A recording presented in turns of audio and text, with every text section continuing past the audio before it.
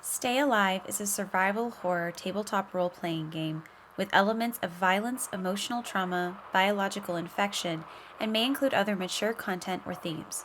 Viewer discretion is advised.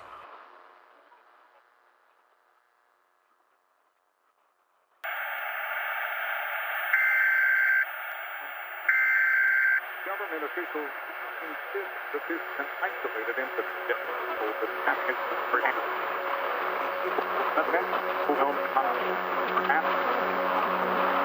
we will continue to keep you informed.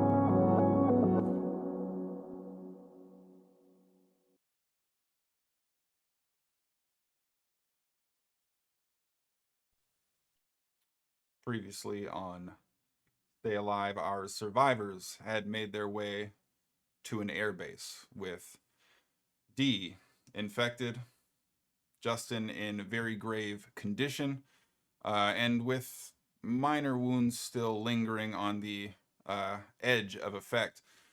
Rose not doing top drawer herself. Fortunately, with the help of rogue operatives from Arc Industries, our survivors made their way to a nearby airbase, secured themselves something in the way of aerial transport, and ultimately left the airfield, headed east looking to arrive at the CDC, the location where they were meant to collect a prime specimen of the virus responsible for the Zerk outbreak across the country. Unfortunately, though they were headed on their way, the losses sustained in doing so were rather heavy, leaving operatives Glasses, Shepard, and Daisy behind, mortally wounded. Unable to make it the entire way there, the survivors were forced, about halfway across their trip, to land, refuel, at which point in time Rose had revealed to the remaining two operatives who were not under question that Operative Sexy had possibly been victim to infection as well. In a discussed conversation that ultimately came down to Rose's decision, the choice was made to leave Operative Sexy at the refueling location before carrying on and continuing eastward. While Rose, Operative Mama, and Operative Breaker were having this conversation, Operative Sexy had gone to the opposite end of the airfield, leaving Dee to watch over Justin's rather damaged form and maintain vigil over the helicopter. Unfortunately, during Crow's separation from the rest of the group, Operative Sexy was incapacitated. Crow was kidnapped by an ARC operative, revealing themselves to be Operative Gear and a former ally, much more recent enemy, and soon to be less concerning element. One of Crow's old biker gang members found himself at the bottom of a grave Crow had dug directly in front of Operative Gear, with Operative Gear standing above looking to fill it with two bodies. Though these circumstances rather significant and dire, Crow's fate still lingers. Question in the air left unanswered thus far. We now pick up with the survivors at the airfield. Dee, Justin, currently on station in the helicopter, waiting for the 2 separate groups to return. When both of you would eventually see Rose, Operative Mama, and Operative Breaker beginning to make their way back from the hangar where they were looking to secure fuel. The pair of operatives both wielding rather large 5-gallon containers. A pair of them splintered and braced on each hand. A collection of enough fuel at least to get you airborne and substantially closer, if not finished, with the last leg of the first part of your next journey. So, survivors. What happens next?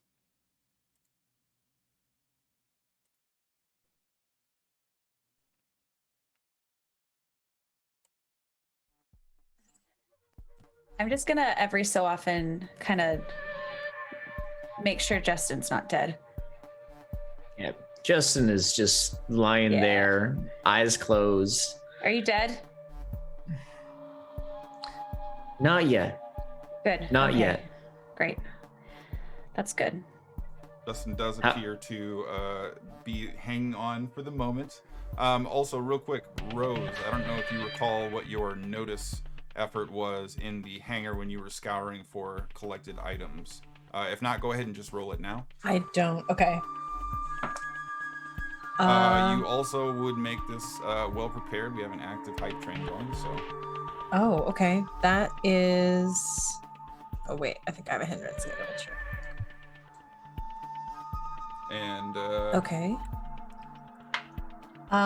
That's a 15. To that end, also, Justin and Rose will both receive an immunity boost for the session. Nice. So as you are scouring around, there's a number of items of note. This was at one point in time clearly a trafficked and functioning airfield. You do end up finding a small 6-pack wrapped container of signal flares.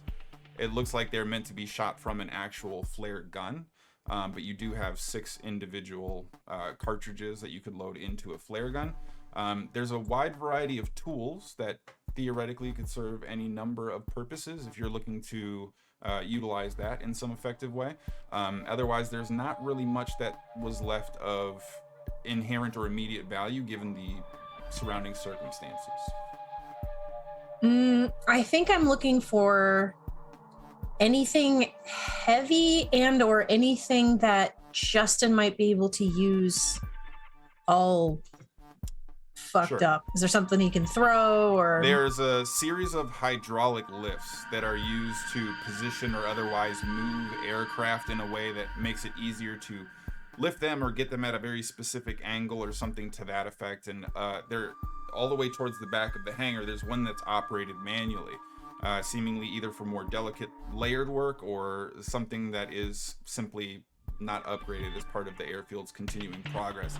All of these individual pistons that would lift an aircraft have long metal bars, probably to the tune of about 5 feet, made of heavy steel that can easily be chunked out and removed from their small inserts. So you have at least access to 6 of those if you wanted to sort of carry back any of those. Otherwise, there's, like I said, a number of implements. There's nothing sledgehammer-like per se or anything quite like that, but long, heavy rods seem to be in an abundance. I'll grab 3 of them because I don't think I can carry more than that. So I'm going to grab 3 and start following Breaker and Mama back to the helicopter. Okay. So as you begin making your way out towards the helicopter, Rose, you see from the opposite side through the cockpit of the helicopter itself, Operative Sexy sort of stumbling out of the doorway, looking around, sees all of you coming out of the hangar, opposite tucks the rifle off to the side and does a very casual jog, begins moving your way. As he gets probably within 100 or so feet, you see him waving his arms until he sees the operatives carrying fuel. Both Breaker and Mama stop in place, kind of provide each other a look. Breaker sets down the canisters.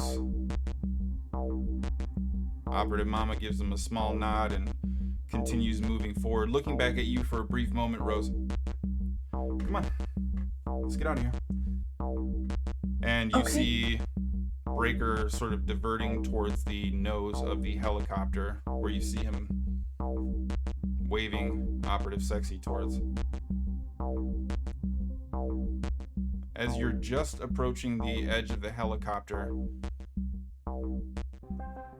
you see a look of confusion on Operative Sexy's face, and he almost turns to move to you, Dee, before Breaker, catching his attention, sees them meet towards the front of the helicopter.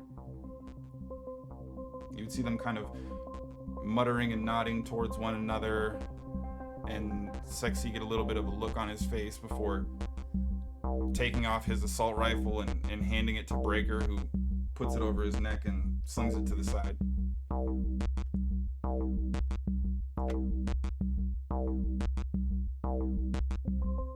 And you see Operative Sexy kind of take a couple steps back, looks in through the cockpit windows right as Mama begins tipping up the gas canister, starting to load the helicopter with fuel.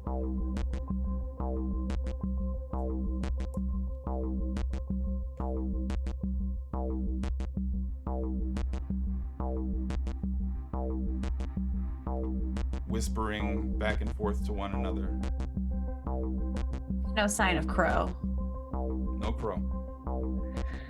Excuse me. I poke my head out. Where's my fiance? You see both the operatives turn to look at you for a quick sec, look back at each other. Sexy turns to Breaker for a brief moment, who pulls out the same pistol that he offered to Crow on the original flight towards the airfield, spins it around, turns it handle forward to Operative Sexy, who holsters it. And he begins walking over to you.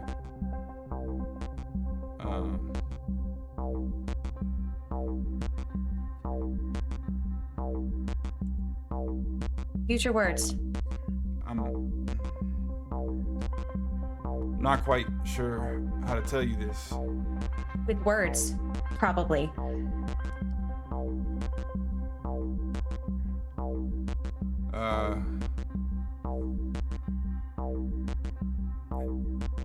Crow ran off.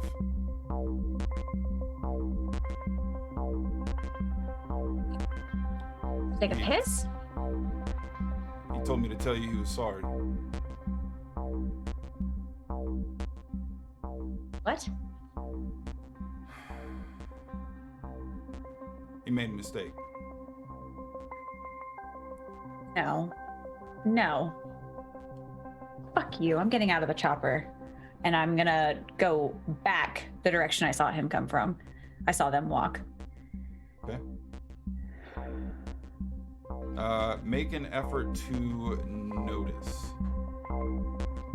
I'd give you a sociology on this as well. Yeah, because I'm so good at... Oh, I'm actually not bad at that. Oh, they're the same, though. Your choice. Oh, no. Oh, I'm very angry. That's going to be a 9. Okay. So you move in towards the hangar where Crow and Operative Sexy first were.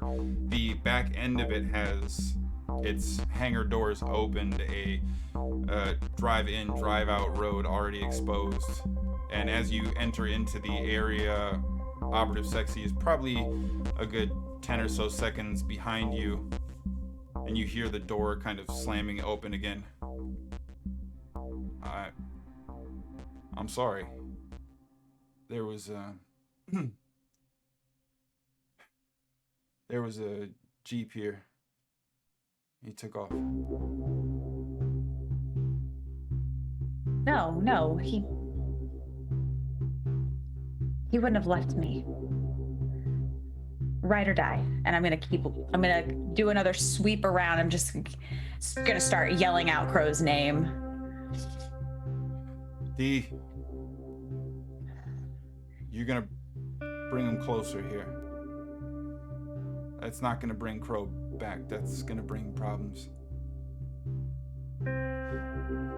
He's not gone, so And we you just need see to give him a kind of second rubbing a bit of a bruise on his face as he says it. Look, I understand. It's not easy for any of us, but I talked it over with Breaker, and he's asked me to hang back and keep an eye out for Crow and get him back on track. Did he say where he was going? These are stressful times for everybody. I think he just needed to get away. And look, a second aircraft. I'm gonna go find him, and I'm gonna fly him, and we'll meet up with y'all. Yeah, well, if you see him, tell him to fuck himself. I'm gonna start walking back to our chopper. Kind of lets you sort of stiff shoulder him as you move out of the hangar. Doesn't immediately follow behind. You hear quick footsteps and the hard plant of a hand on the inside of the door. Operative Sexy's voice behind you. Dee! I'll stop.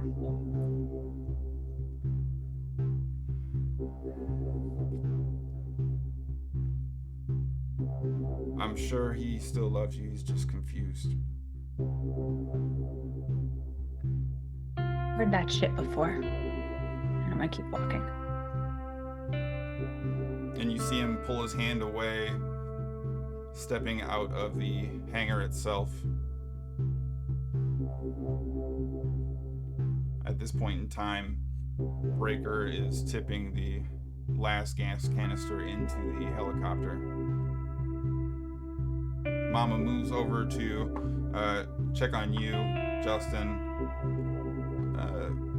Double checks everything. It seems like a quick redress of your bandaging, an examination of the wound, and a quick cleaning of it seems to be of significant benefit. Mama's practiced medical hands, seemingly leaving you in slightly better shape. Do me a favor and make an effort to harness your grit, please.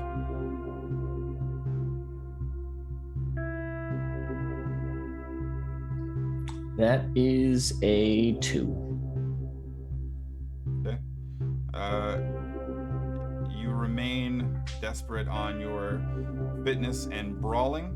We're gonna say that the wound in your leg still hinders overall movement, but you're not currently at risk for significant infection, and you're no longer dealing with severe blood loss.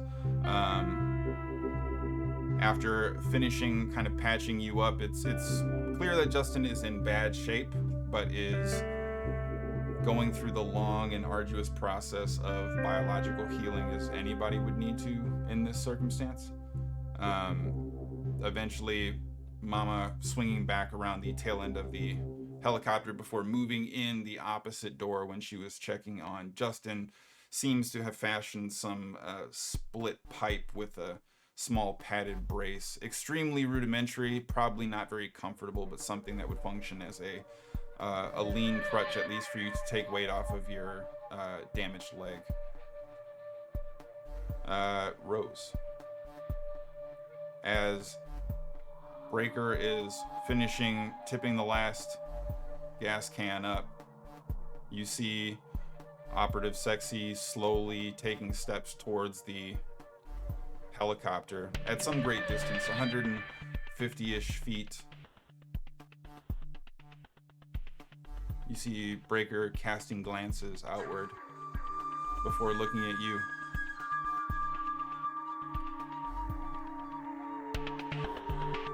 Don't blame yourself. That's a hole you can't climb out of. He moves and begins walking past the helicopter as Mama moves into the cockpit and starts turning on all of the functional components. You begin to hear the blades whirling up as Breaker begins to work towards Operative Sexy's direction. You see a brief exchange of them back and forth. Very casual salute. A hug that lasts a few seconds before Breaker turns around and begins walking back towards the helicopter.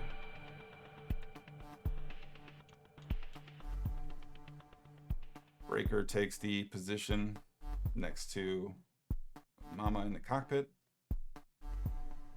and you find yourself beginning to rise, starting to lift off.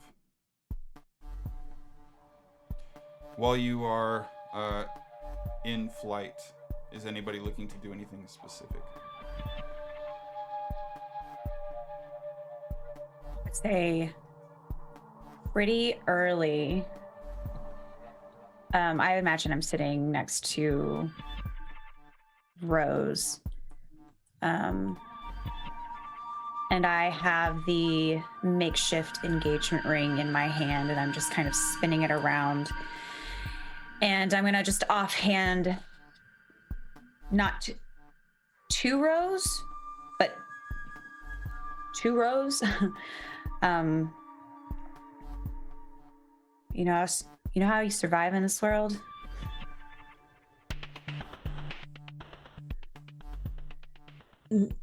No.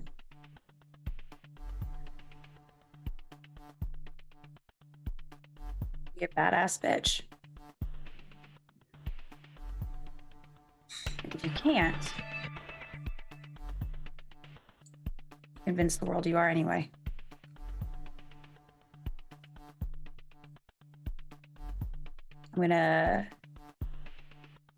Rosie, you would probably notice that there's this a few glances towards the exit of the chopper, almost like she's trying to decide what to do with this ring. But I am going to, after a few moments, unzip my jacket and shove it in and zip it back up.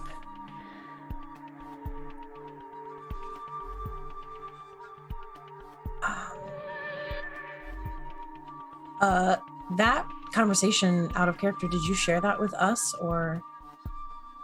No. And we had already, wait, but did that happen close enough to because we were all in the same area? Would they have overheard part of that? I mean, inside Initial? the helicopter, it is still considerably loud. It's difficult for you to hear anything unless you're purposefully doing so. The conversation between Sexy and Dee before we left. We were still at the chopper when he initially told me, right? Yeah. Because I hopped out after in anger. I would go so far as to say Dee's reaction in the moment seemed rather overt and not particularly limited, so I have no reason to suspect that you would not. Okay. I don't know what happened, but maybe it'll be okay.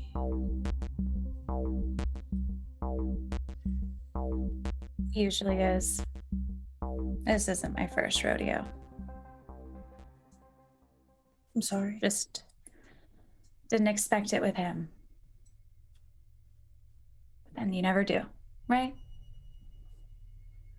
I don't know. It's not a surprise.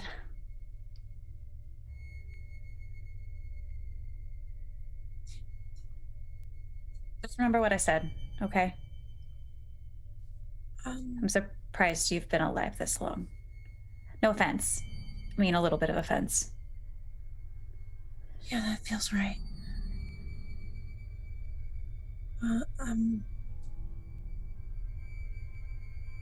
I hope.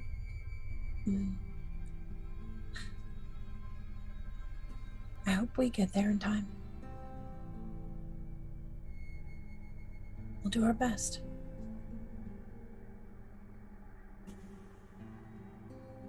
Do you want my last soda? There's one left. And I think sugar does something. I don't know.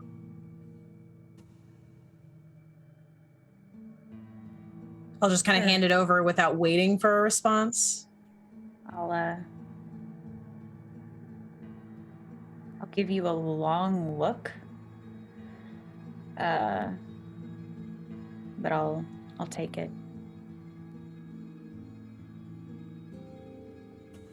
Thanks. I'm gonna go check on. Yeah, he's probably dead. I'm gonna go check on him, yeah.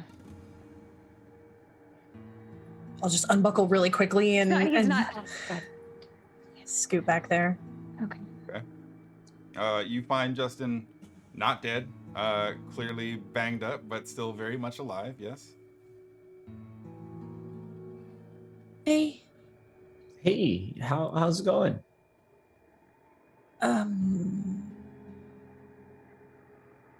Not good?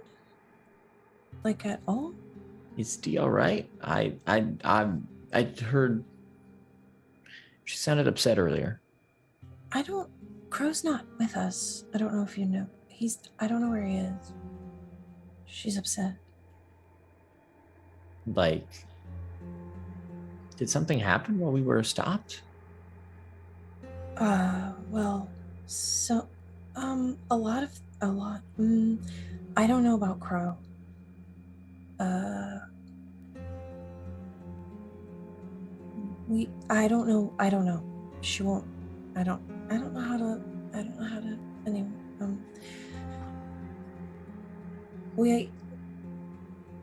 I got you this, and I'm gonna hand you one of those really heavy rods. Since it has no, I thought maybe you might need the help. And it's a large steel rod, 5 feet long, probably just shy of about 12 pounds. So an extremely hefty implement, certainly something you can do some damage with. Presuming you were conditioned to wield it to its full effectiveness. I'll just kind of hold it like a walking stick almost and use it to help kind of like prop myself up. Clearly, favoring the leg that's been shot. Thank you. I don't know that I can swing it at anybody right now, but I won't. I'll stay near. then I'll be just fine. I'm gonna try to lower my voice. I don't know how successfully, but it's hard to not yell in this helicopter, but something kind of weird is happening. And I don't know if I can tell anybody. Okay. If you can not say anything. I don't know if it's gonna cause trouble. Of course. No. Yeah. What is it?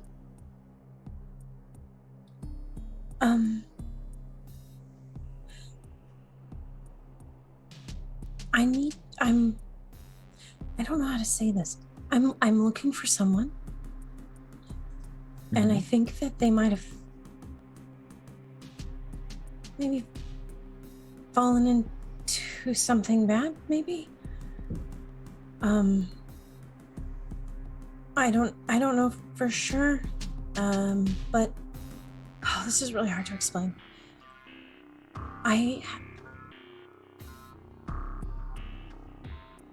My +1 to the arc is my sister. Okay. You're looking for your sister out here?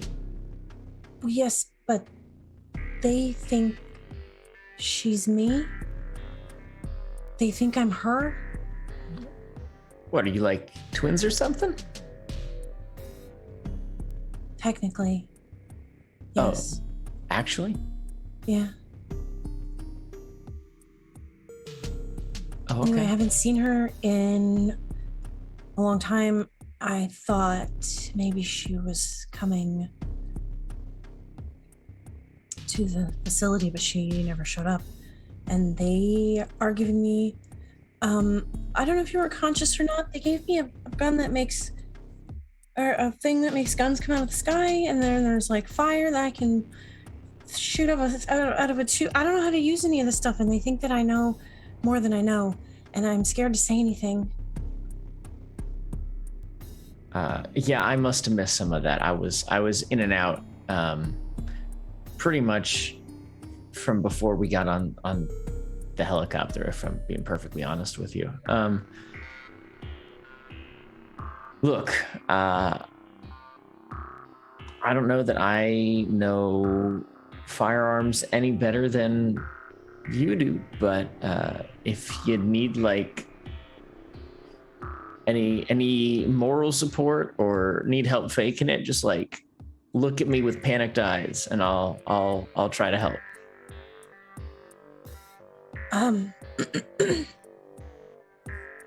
That might always be my face. Okay, but like extra panic maybe then. If they call me Poppy, don't correct them.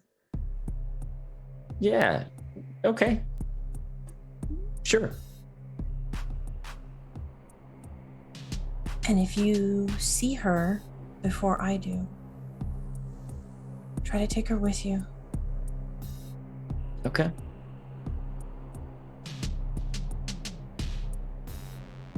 Okay. And I'll just kind of like huddle clutch my raccoon real tight and just kind of like scooch in and hunker down.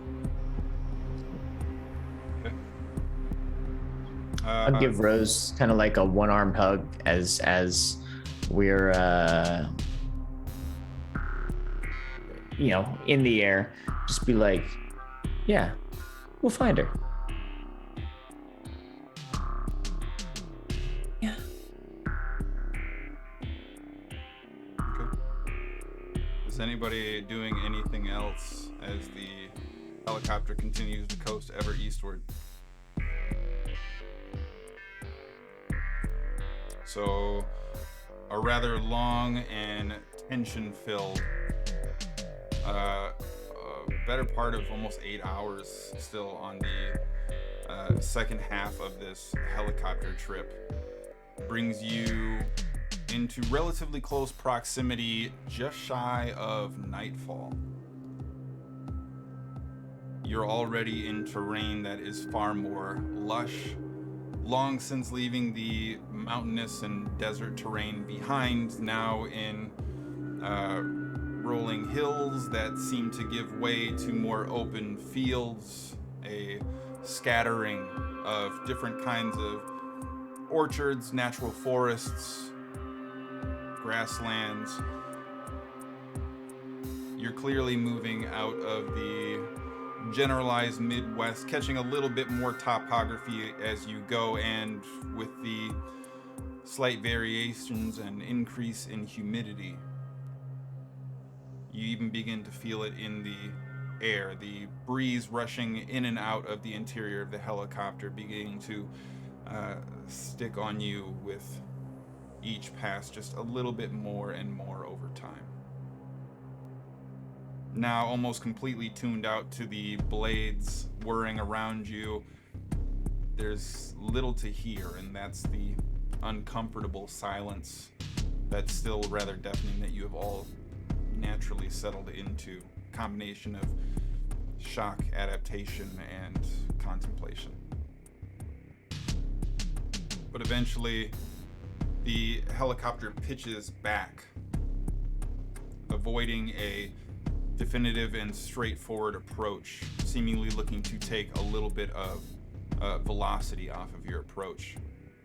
You see Breaker quickly throw the headset off, climb out of the tight quarters of the cockpit seat before shimmying through the narrow pathway that separates the cargo cab from the front of the cockpit, moving back towards all of you. All right. There's good news and there's bad news. Good news. We're close. Bad news. Bring us around! And the helicopter slightly pitches as you see Breaker pointing out the open door of the helicopter to reveal this large, angular glass building with white stone, a governmental structure with seemingly contemporary architecture itself. The Center for Disease Control building. A large blue emblem and letters out in front clearly indicating your location and the surrounding parking lot controlled access way, surrounded by a gate that has since been tumbled and pitched, and a field of Zerk. The building drawing attention or personnel in the waning chaos and aftermath of the initial outbreak, and seemingly the after effects of it, having had no reason or natural method to dissipate on their own. So that's the bad news. Could we fly by and lure them all away with the sound of the helicopter? Well, we got two options. Okay. We can land on the roof, but Is there a landing pad? Yeah. They need to receive aerial deliveries. But we're probably not going to have enough fuel to take off again from there. And I don't know another way to push out. The other option is we go for a little bit of a harder landing and make a run for it, and sort of use the helicopter as a door knocker a little bit. And as you are looking out across this field of Zerk, I don't think either option's great, to be honest with you. We could be stuck on a roof with no food and nowhere to go. Or we could sort of controlled crash. We'll call it a controlled crash. Mama's the best at those. I'm pretty banged up as it is. Right. Yeah, that checks out.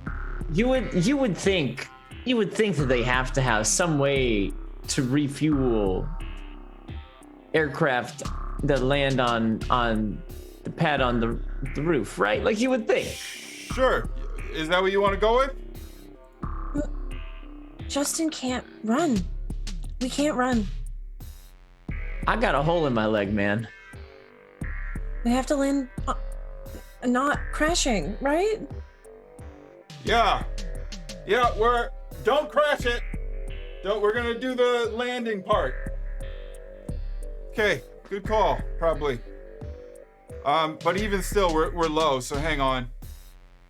And Breaker turns and begins to move back up towards the cockpit, securing the helmet, but for the first time sort of pulling both shoulder straps down and securing them in the middle, kind of yanking on all of the straps to tighten himself up. Are any of you doing anything in reaction to this circumstance? Should we do that? Can I do that? I would like to do that. I will also do that. Fasten myself. Yeah. Okay, Mhm. sure. Make sure.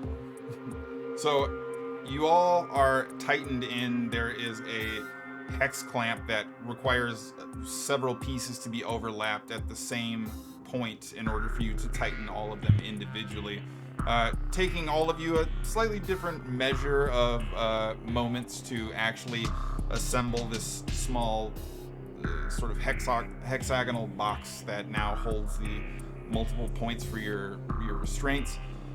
You see Mama beginning to pitch the helicopter forward as you see the Zerk in the parking lot directly below, kind of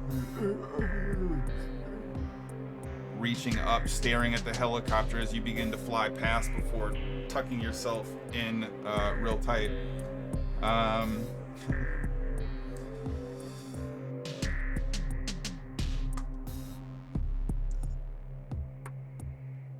Okay.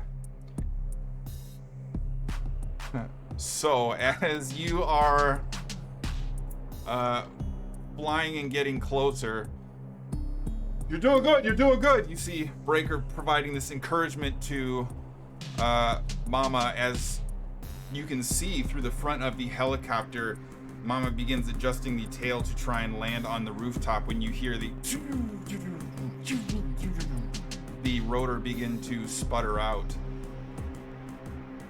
And immediately and absolutely cranks on it, trying to get into a landing position before the rotor ultimately sees you fall and plummet as the gas itself seems to be crashing down with or without Mama's control. I'm going to have everybody make an effort to endure or I'll give you fitness as well. Endurance or fitness? Can we have it well prepared since we're all strapped in? I will say, yeah, sure. Oh, Yeah, thanks. My other question is, after 8 hours, have I rested at all enough to relieve myself of one of these hindrances, my concussion hindrances? I'm gonna say your concussion effects. You're still feeling maybe like a slight headache, but you're no longer visually or psychologically impaired. Okay. All right, endurance.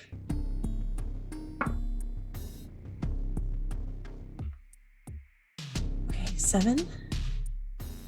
12. 8. Okay, so perhaps just slightly distracted for a brief moment as you see Justin's loose form flailing all around before kind of locking in and tightening himself into position. Rose not quite able to tighten up just as much.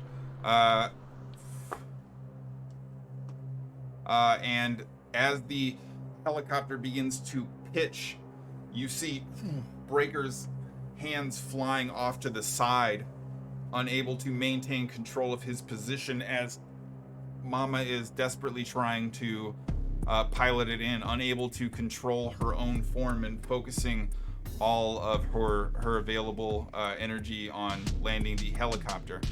Unfortunately, given the circumstances in front of you, helicopter is a big metal object that's difficult to make airborne in the first place, and as the propellers begin to whir down, you hear this gap between the engine firing and the propeller noise still continuing on. And as you just see out of the edge of the helicopter, the edge of the building crest across your view line, you smash into the top of the roof of the building. This huge therm, this thunderous blast as you begin scraping gravel and a number of different components across the roof itself before hearing the building creak and wane under the stress and strain of the helicopter. The nose itself burying into the top of the building, causing the helicopter to sit at a slight angle, the tail pitched into the air as the rails having dug into the ground due to the heavy impact. The helicopter is highly askew. All of you have managed to escape without any significant damage or untoward effects, fortunately. But you do see up in the front, Breaker struggling to kind of gain his wherewithal. Everybody all right? Everybody good? Yes. Yes. Yeah, that was not the plan. Right? And directly next to Breaker, you see Mama's arms sort of dangling off to the angle. The shifted form of the helicopter causing her to lean under the force of gravity off the edge of her seat. Mama! Reaches up and undoes her buckle before kind of catching her heavy form as she falls into him, this slight angular mechanism of being dragged down. What did she say?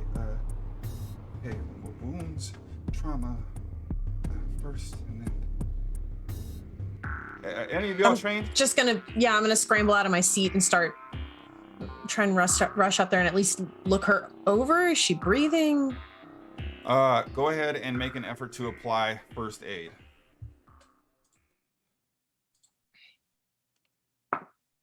9. Okay. You see a large contusion immediately forming on the top side of her face. A series of cuts along the side of her cheek seem to represent some significant brute force impact that she'd undergone during this crash landing, clearly trying to maintain control of the stick and unable to focus on stabilizing her form. She probably has a significant amount of cranial trauma, but does appear to be breathing. There could be potential concerns for, well, hang on. You're noticing a significant amount of blood pooling. Whatever damage is sustained is probably internal, but at the moment she is alive. Can you fix it? Mama, come on your feet. Let's go. No, I don't. On your feet. I don't. What's wrong? No. It's in her. I think it's in her. I can't. It's bad. What does she need? She needs a surgeon. What do you mean? I mean, I can't do anything.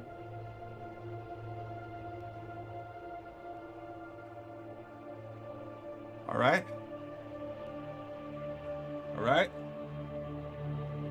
I'm sorry.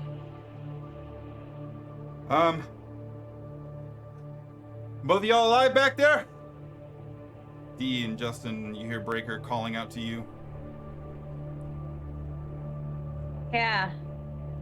Yeah, I think we're okay.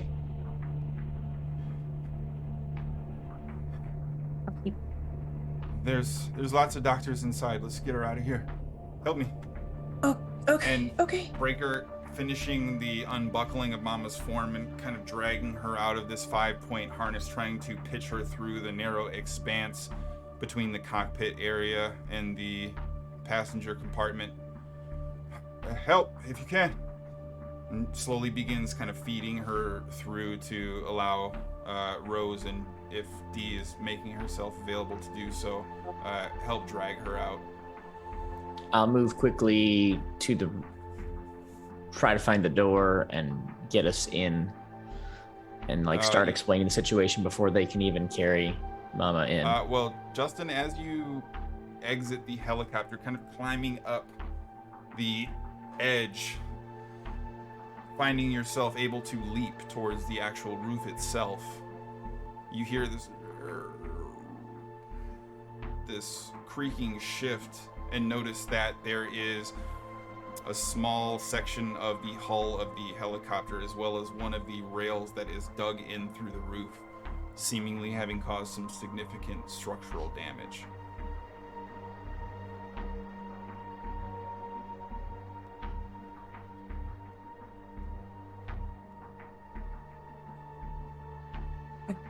I think we're trying to pass Mama out. Maybe if Justin hits the ground first, trying to help. Try to get Yeah. Okay. All right. I'll use this pole that Rose gave me and try to lower myself down with as little um, shock to my already injured body. I'm gonna say go ahead and make an effort to be graceful as you exit the destabilized foundations you are leaping from. 4. Okay. So you leap out trying to brace yourself. This intuitive understanding of how your body works, the level of fitness, this subconscious trigger in your mind. And as you go to brace your landing, your injured leg does not comply with the delicacy of your intended movement. And you find your butt quickly planted on the ground before able to roll yourself into a more stable position. Rose, Dee, and Breaker would all find themselves inside the helicopter, which quickly shifts before stabilizing for a brief moment as you see the nose tip slightly in towards through the roof. Okay. This is bad, right? This is bad? We Definitely not good. Justin, what button did you push? I didn't push any buttons. Can Okay. you kick out the windshield? Looks back through the sort of narrow passage into the cockpit. That might be. Let's just say no. Okay. Okay. Get Mama out of here, okay? Just let's get Mama out of here. Here.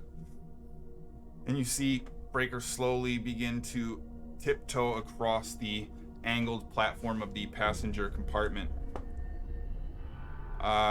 Doing so with nary a creak in the helicopter's hull. Okay. Hand her to me. Both of you climb out real nice and slow, okay? And then I'm going to pass her to you, and then we're all gonna get out of here together, right? That's the plan. Everybody on board? I mean, Yeah. don't stay on board, but be careful, please. Right. And now looking through the cockpit, you can see the interior. There is a large open lobby, probably the first emergence, this hole that the helicopter has punched through the top portion of the roof that opens into this relatively fancy and welcoming tiled lobby-way, but it's probably a 30 or so foot drop down. All right, everybody careful now. And you see Breaker reaching out, trying to grab Mama very carefully and slowly. Careful. I'll need Rose and Dee to both make an effort to be graceful, please. I want to help Rose get out first. Okay. I will. We'll say that. No. We'll give Rose the opportunity to be well prepared to nimbly move out, but Dee remains in the close proximity of any after effects then. 9. Okay. So you immediately pull yourself up to the ledge, look out at the rooftop, Justin there to try and provide a helpful hand down. Your small frame and your ability to maneuver your body around sees you sliding down the exterior hull slowly before your feet find purchase on the rooftop and slowly step away, the helicopter remaining stable for the time being. Whew. Breaker looks over to you, Dee. All right, go ahead. I sort of got my arms full. We're gonna look.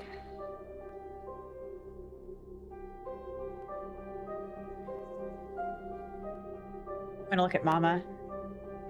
I'm gonna look back at Breaker. I know you want to help her. We still need you. I'm going to start trying to, as carefully and gracefully as possible, maneuver without disrupting anything I'm going and to get out of the say chopper.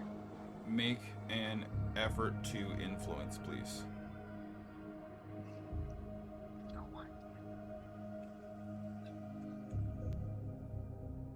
Okay. It's just a 2. Okay.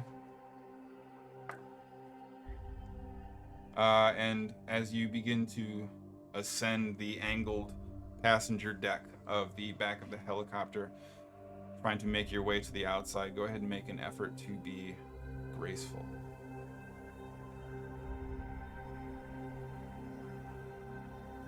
Six.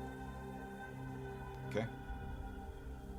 Rose and Justin, you see Dee's hands eventually emerge on the side of the helicopter outlet before her face eventually straddling herself over the edge, one leg at a time, coming over the rail before trying to gently slide down.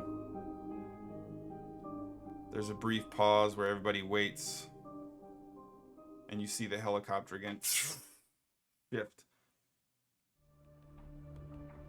The tail now at an almost 45-degree angle, the nose pitching downward into the top of the roof.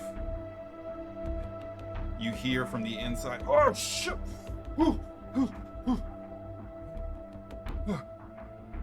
We're okay? Now, Mama. And you hear Breaker beginning to exert a significant amount of effort.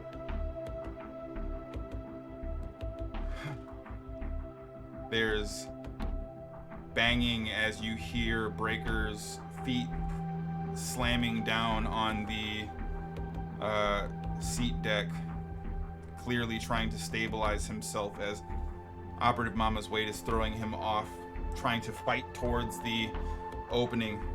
But you eventually see his hand emerge before he slowly pulls himself forward, slings Mama off over the edge. Grab her! Help Okay, grab her. Yeah. And flips Operative Mama's legs over. I'm gonna need everybody to make... Carefully as possible. Well, it seems like a lot of the desperation from Breaker is that he is struggling just to maintain his grip and his position while also carrying Mama out. I'm gonna say I will give you a...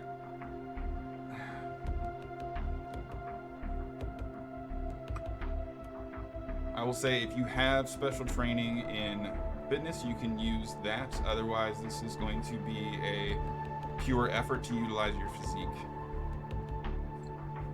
I'll take the fitness. Is it any special training that gives you a bonus in fitness? Yes. Okay.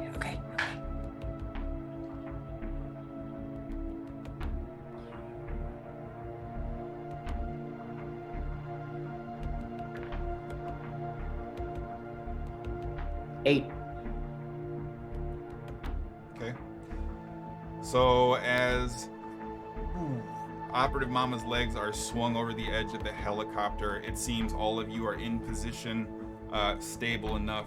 Rose certainly caught off guard by the weight of a full-size adult sort of being hurled off the edge of this helicopter. Fortunately, Dee and Justin are in position to compensate for the quick adjustment.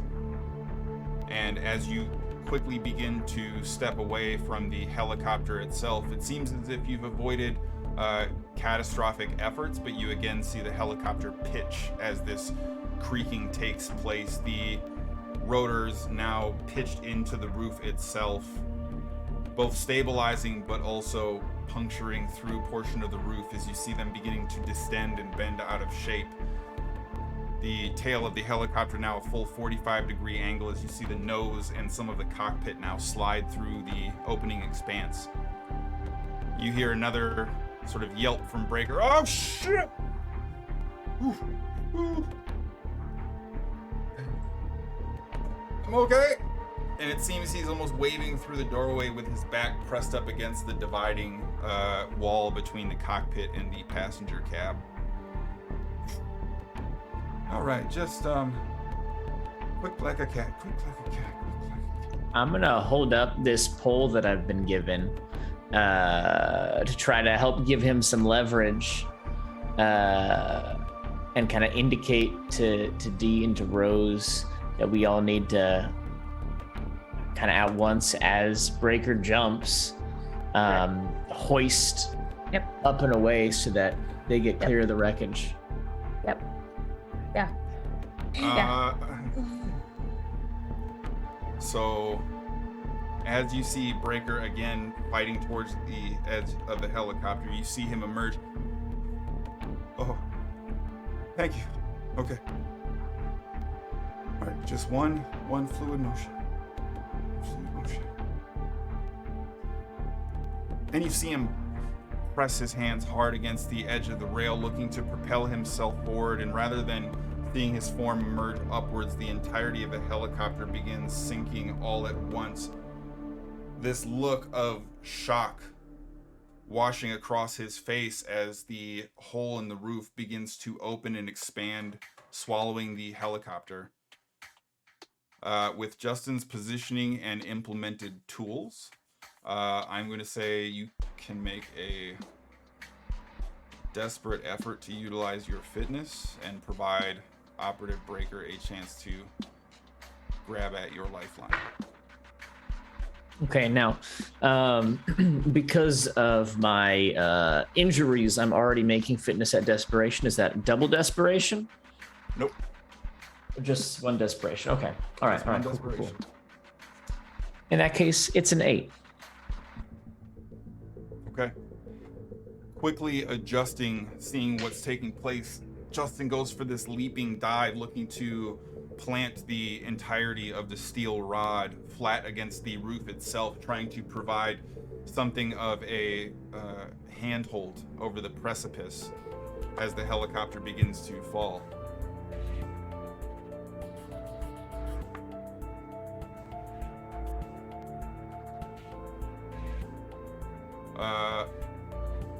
The helicopter immediately drifting down through the hole, all of this taking place in a moment. You see this desperate scramble as Breaker recognizes the immediate need to cling and hang on. And you see this hand gripping the very edge of the pipe itself. Breaker successfully clinging onto the edge, but in his desperation, not noticing the hydraulic fluid still at the end of the pipe itself.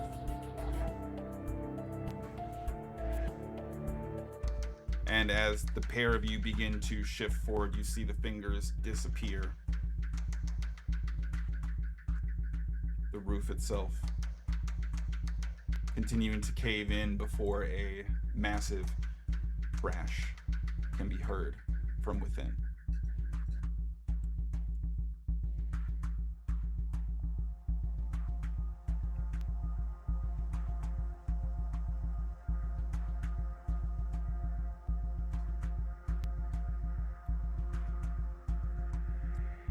Had it by 3 and a 4 on the desperation die.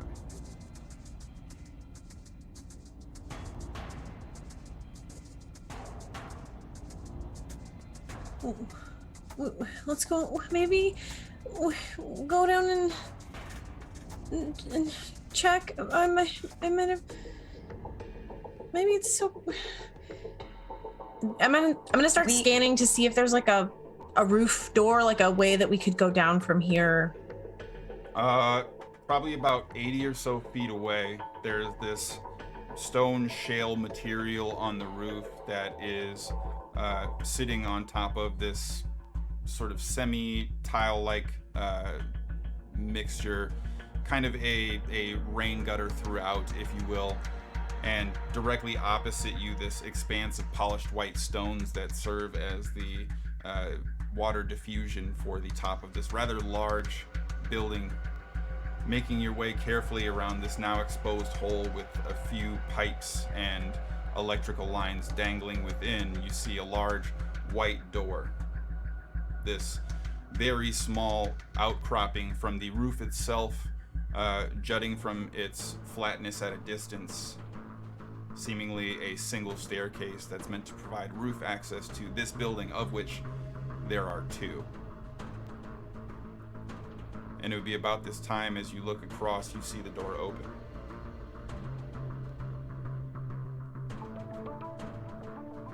An individual with light, short-colored hair, a bluish shirt that you can see a significant amount of dirt and stains on, khakis with one of the legs clearly torn and ripped.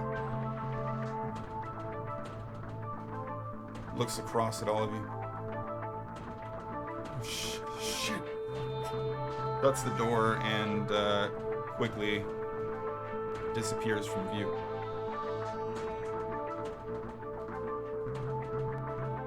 Oh, what? They didn't appear to be wearing, they were just wearing like beat up clothes. They don't look like official in any capacity, like they work here. Casual dress codes. Okay. Casual dress clothes. I just want to very quickly, before we do anything else, just kind of peek in the hole that the helicopter has made, just to see if there's any indication of breaker in there or not. Make an effort to notice. Yeah, I was afraid you were going to say that. 3. The plunging of the helicopter's framework,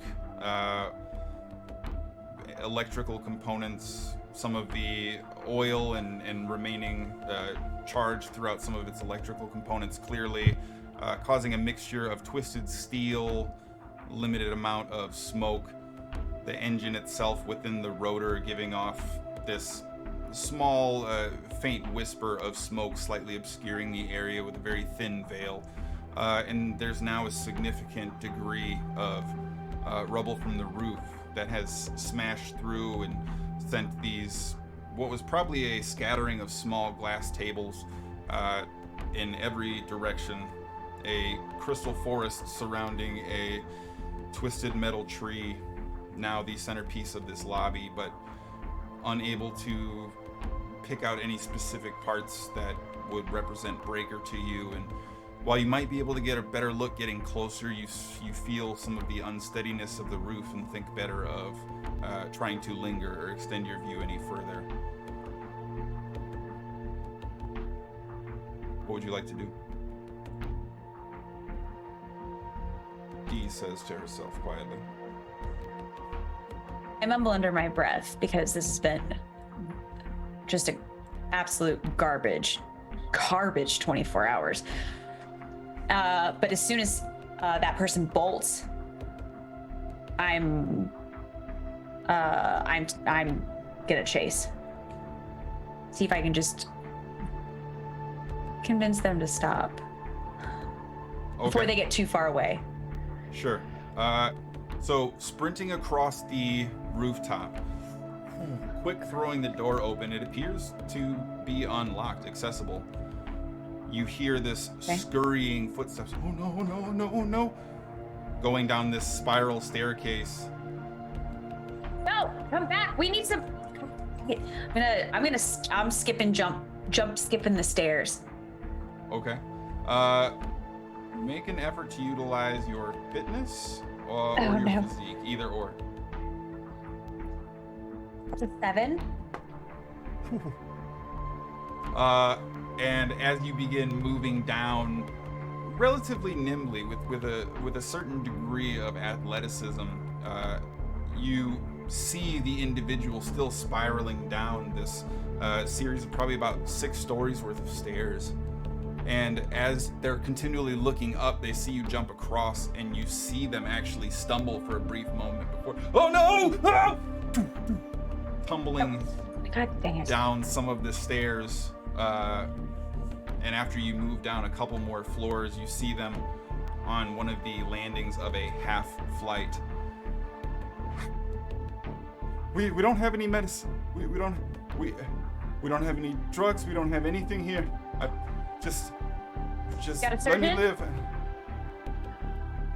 A surgeon? We're biochemical engineers. I work in admin.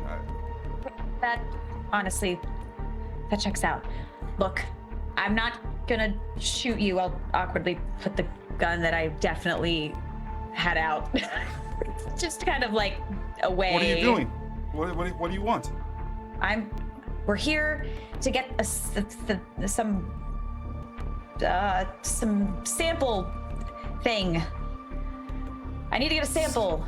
Sample? We have to get a cure. Don't worry about it. It's fine. We're just here on What do a you mean quick little a business cure? run. A cure for have you looked outside recently? There's no cure. Not yet. That's why we're here. We need one.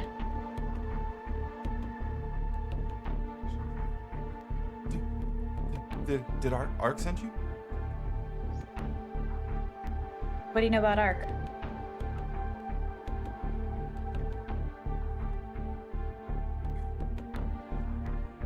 How do I know I can trust you?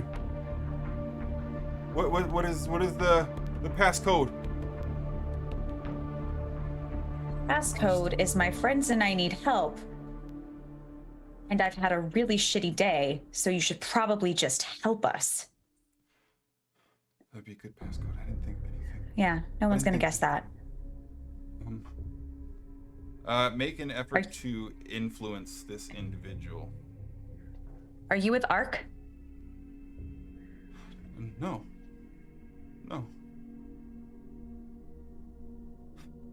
Okay. Clearly, this individual is extremely frightened. Okay. They do not seem to have a lot in the way of definitive savvy or toughness about them, and you can kind of get a gauge early on that they're not looking to actively compete with you, and have thus far seemingly gotten by mostly based on isolation. Finally, not with Ark. crawling off of his butt and standing up in front of you. Who are you with? Whoever the hell not Ark is. I don't know. They're the people that we came with, I think, were at one point, but then they helped us and said that Ark was maybe not. Look, all of that, it doesn't matter. We need to find this They sample. sent another group. Yeah, that sounds right, actually. I didn't think they'd send another group. It's been 5 months. What happened to the other group?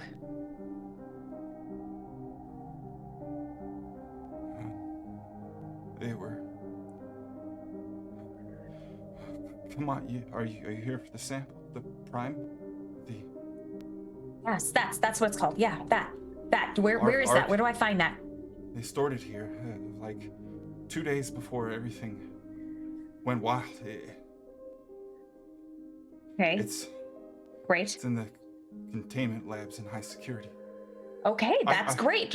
Great, that's good. I can That's get you in, but Oh, it's got all of the lab personnel are still in there.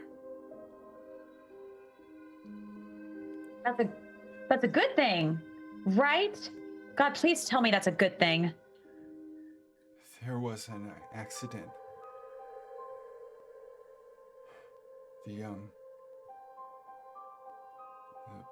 The prime sample carries different properties. It's what we think infects through airborne transmission.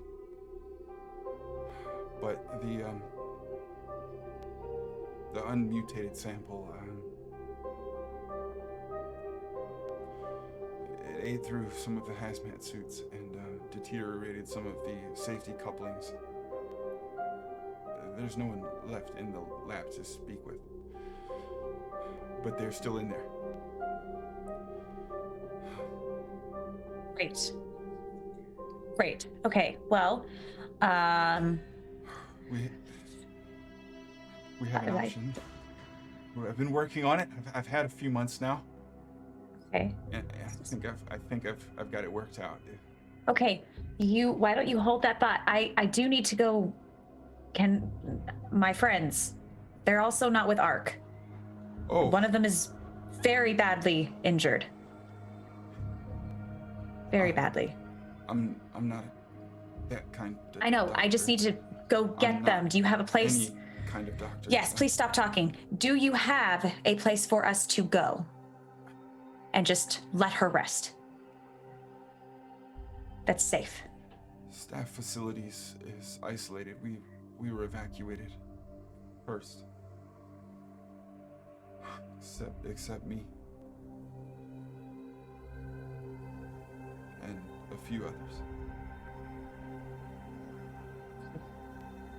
You stay here, right? You stay here.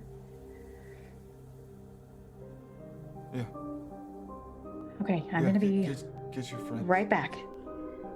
Don't move. He turns to sit down. Now this loud exhale, a mixture of relief and this immediate decompression combined with just physical exertion, which does not seem to have been top of the priorities list, as this individual is slightly portly and kind of sits down in a bit of a thud. I'll be right here.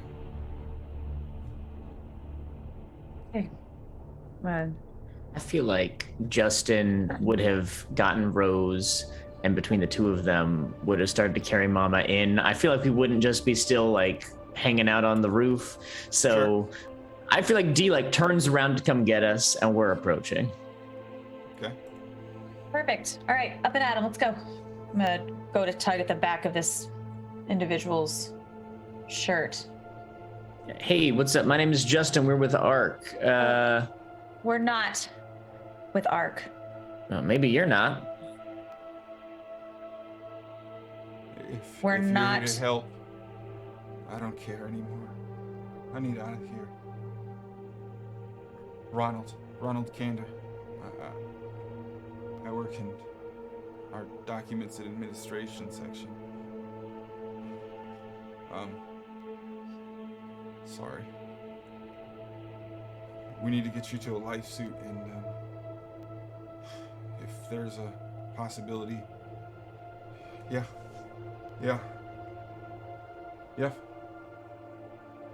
And turns around and begins quickly kind of moving. Dee, it's probably at this point too, I'll need you to make an effort to endure. When this individual turns around, I will kind of grab Justin by the elbow and lean in. Weren't we supposed to call them or something when we got here? Yeah, we absolutely were. I figure we can put Mama down someplace to rest, and then maybe get some medical treatment, and then we'll call back. Okay. So you see Ronald rushing down the steps. Life couplings, check filter first, then move. And kind of going through this procedural checklist as he begins going down some of the remaining flights of stairs. Dee, your cough remains persistent, and now as you turn back to see the rest of the group, Justin and Rose, you would observe one of these black veins in Dee's neck beginning to crawl up the side, sweeping across her chin onto her face. Hey, we're gonna fix you really quick.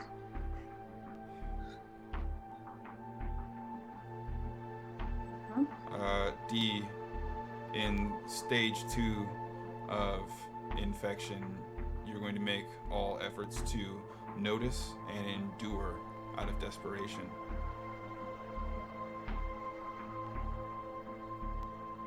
As you continue to pursue Ronald's flighty departure, he eventually opens a door and begins pushing in through the long expanse of a concrete hallway, probably a good 35, 40 feet ahead of you before he turns back just to look briefly. Yep, right this way. Okay, right this way. We're coming. Okay. Okay. Blinks. Decontaminate. Hookups. Filter. And continues muttering to himself before ultimately reaching a large, heavy blue metal door on the opposite side of this tunnel that stretches a couple hundred feet. Rose and Justin, the acid buildup in your muscles dragging Mama's form, now beginning to mount the weight of this still remaining unconscious form, beginning to drag you downward slowly. Dee, the virus taking hold, causing any number of ill effects on your system, causing you to not provide much more hitch in your giddy up than Justin is managing at the moment, as all of you struggle down this hallway, before you ultimately emerge into a separate corridor with pipe works, a number of different hanging implements, a small rolled out bed, something in the vein of a fireproof shelter meant for a very small number of people, but now converted with a collection of Christmas lights hanging along the back wall, a separate strand all blue finishing the rest of the periphery, newspapers scattered all over the place, each page having been individually read probably dozens of times from the crinkling of the pages that you can gather. This is just I wasn't expecting company, so I didn't have an opportunity to I'm sorry. This you can set her here. I haven't had time to clean up, but it's not bad. She should That's be okay. safe here. That's okay. I'm like put a hand on their shoulder as we put Mama down. It's all right. Take a moment. Take a deep breath. Do you have a landline, a telephone, anything that we can use to get a message out? To who?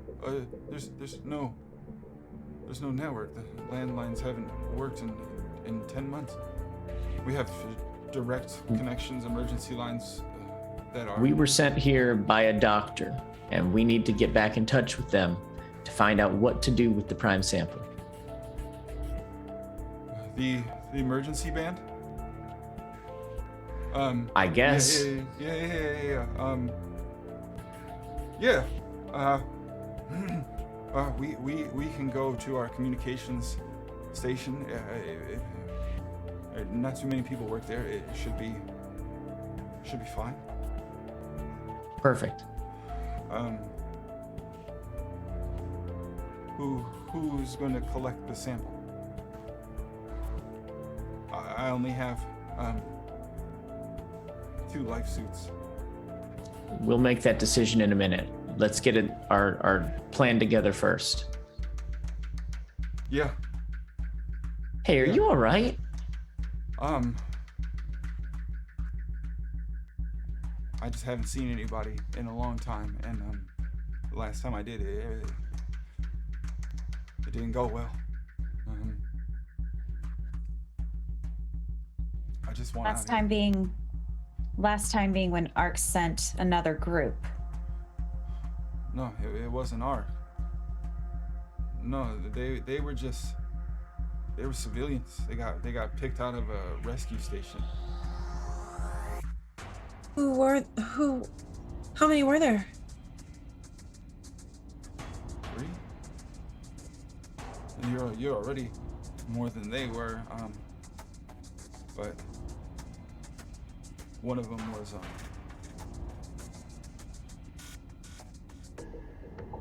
of them wasn't trying to help the other people.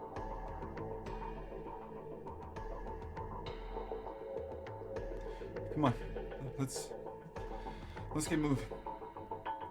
And Ronald begins to turn towards a large beige door that has a push bar opening that he pushes slowly open, and you see him reach in and flick a small metal tab before pushing it the rest of the way open, and floor to ceiling on both sides of the doorway you see warning Semtex explosive lining the entire perimeter of the doorway.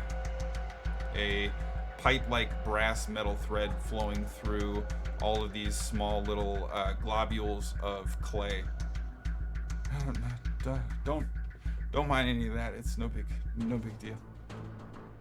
Before we leave this room, I do want to look over Mama briefly. Is she still alive? Make an effort to apply your first aid knowledge to Mama.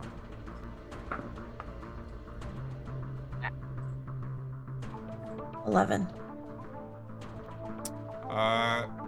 Mama remains alive. Her breathing is beginning to get slightly more shallow, and the bruise continues to get worse. And as you begin adjusting Operative Mama's hair a little bit, the shape of the skull is even slightly distended, suffering from a significant cranial bleed. Without surgery, Mama is likely to die.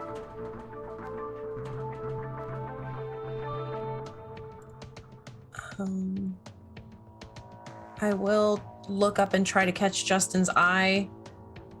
If I can convey even an iota of that without speaking and freaking Ronald out, that's what I'm trying to do.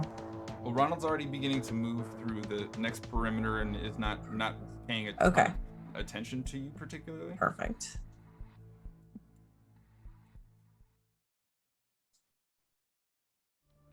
She'll be dead by the time we get back. Are you gonna try to perform surgery? Like, I'm not a surgeon. I don't think. All I'm saying is she's gonna be dead by the time we get back. So do you want to stay with her for a minute? Like, I think the best we can do is try to make her comfortable.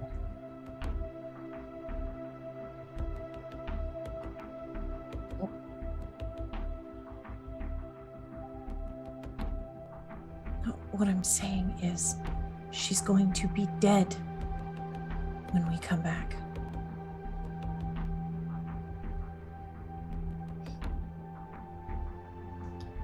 Dee, are you still in the room? If you all are okay with me being in the room. That's fine by me. Yeah. Yes. I was gonna wait. I need to talk to you. So yeah, I'd be with you all. I will extend a hand towards you. Maybe looking at the firearm you're holding.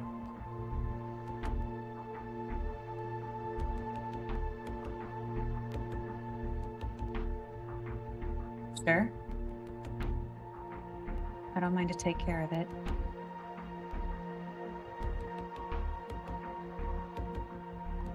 I don't think I can do it.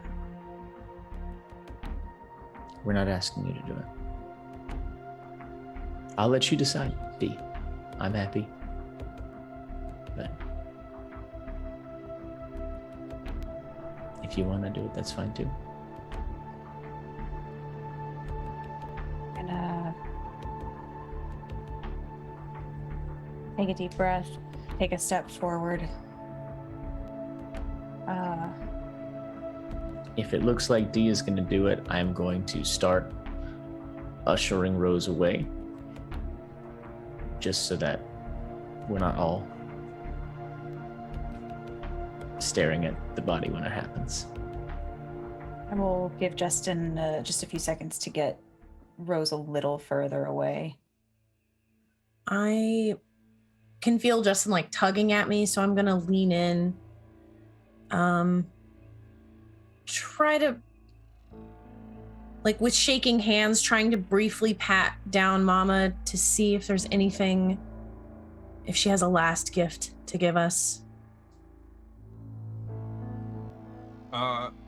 Make an effort to notice.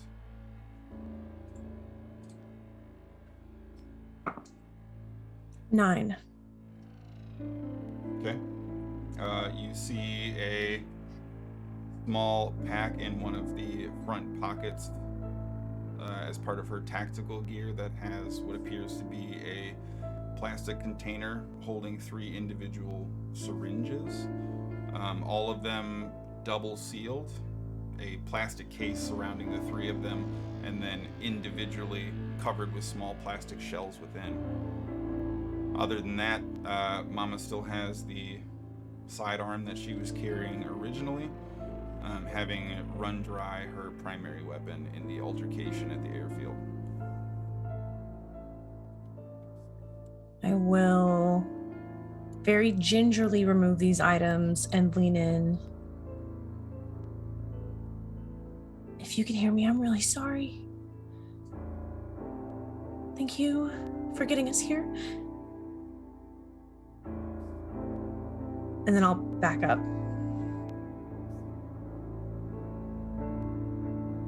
And leave with Justin.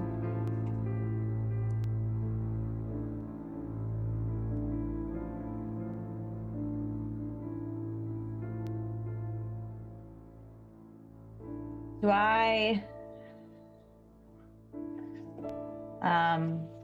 So I saw her take the firearm and the syringes. Do I know how many bullets I have? You'd have about half a magazine left, I believe. Okay. The better part of That's all I- about a half dozen, more or less, yeah. Okay. I still have my hunting knife. Yeah.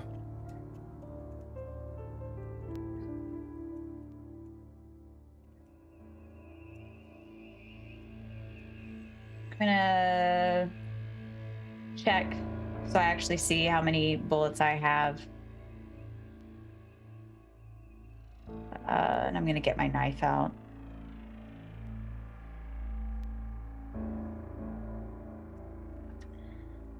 And I'm gonna, as cleanly as I can,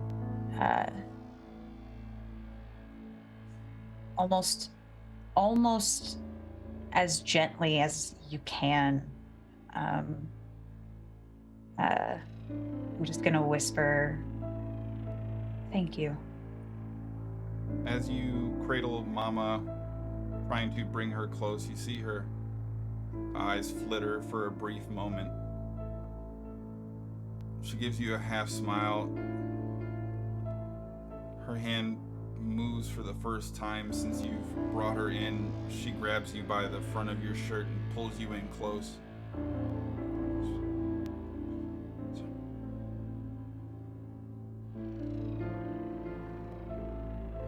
Pushes you away. You will have a whisper. She lays back down, having used the last bit of strength and effort that she had left, kind of placing her hand on yours, the cradle of her thumb and forefinger resting just around the handle of the knife, providing your hand a small squeeze before you see her flitter back into a quick unconsciousness.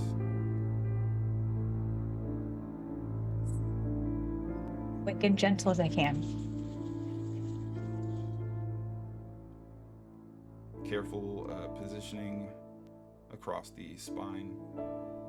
Specific focus and attention paid towards the brainstem, looking to be both quick and efficient, as well as sparing Mama the grace of having to be dealt with at a later time. Yeah. I'll gently lay her head back. Try to wipe off some of try to clean the blade a little bit more than I maybe normally would. And I'm gonna hustle up to Justin and Rose.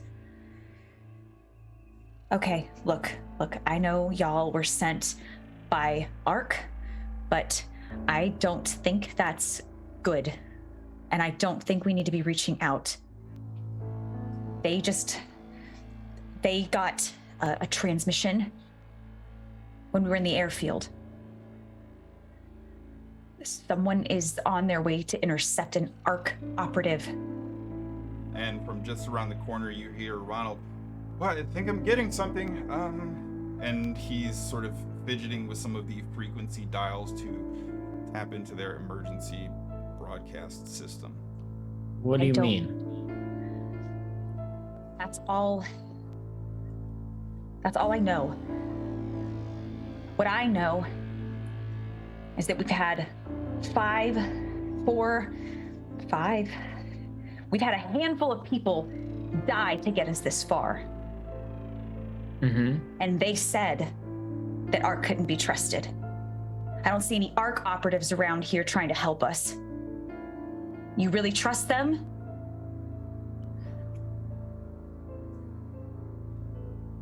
Isn't that the whole reason we're doing this? Ronald bursts around the corner. "I think I've got it." Okay, What do I say? Hang tight. Nothing. Ronald, hang tight. Hey. It's just,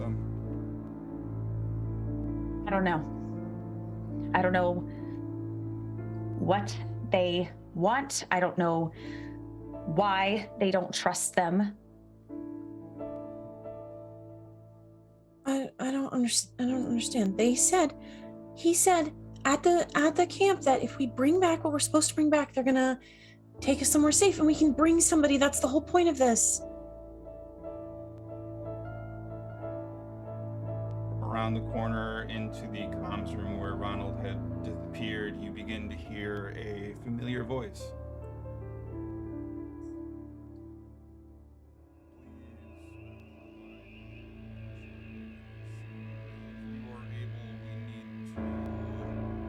Something in the way of verifiable information. Please confirm. We are no longer interested in waiting for a situational update.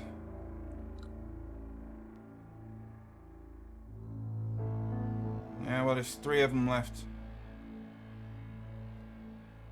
And the roof of the building is smashed to shit. Me and my team are working in now. I'll send you something in a minute. That is unacceptable. I need confirmation of mission success.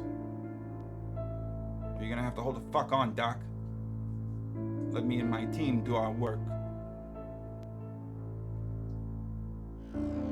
Ronald kind of turns to the doorway where you've all sort of slowly amassed.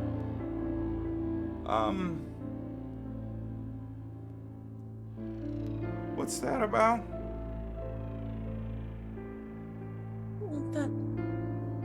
That's the doctor that we talked to. He's probably making sure we got here. That's the whole thing. We get here and we tell him, and then they bring us. We go back and it's fine. You hear the unknown voice pipe up on the radio again. State of the lobby looks like the down to 5 of them. Pair of operatives and 3 survivors. I'm afraid you're mistaken, operative. There were no survivors. You fucking dumb. Did you hear me? I told you. I said exactly how many. No operative. You must clarify your false information. Nobody survived the trip. Am I understood? Yeah, gear copies all out.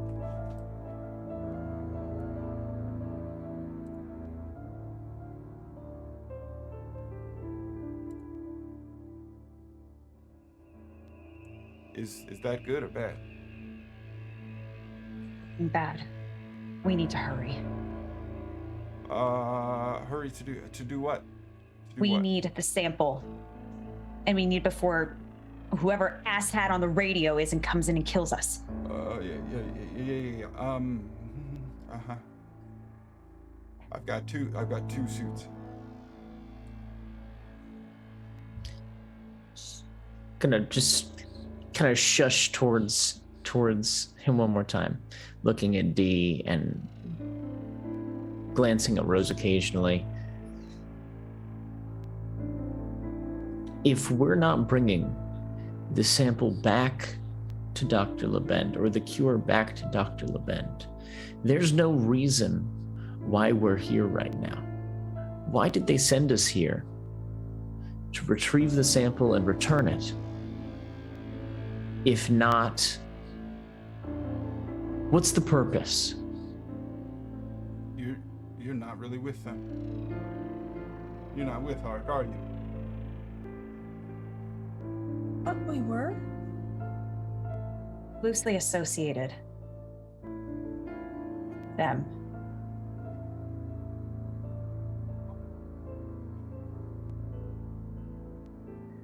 That's why it went so bad. What? Need you to talk faster. Ark was given a contract shortly after the outbreak to investigate mutations we'd seen.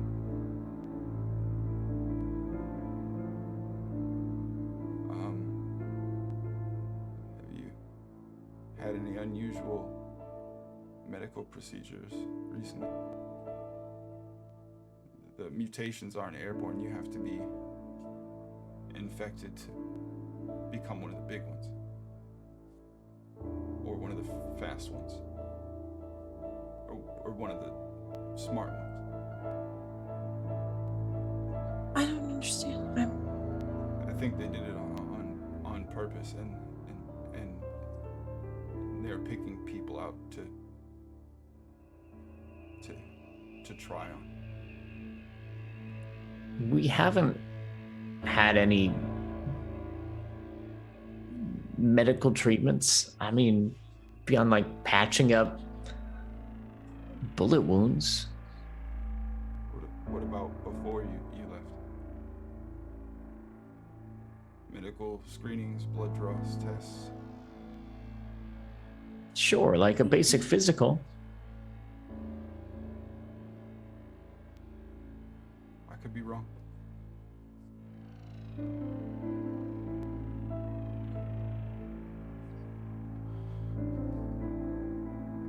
Look,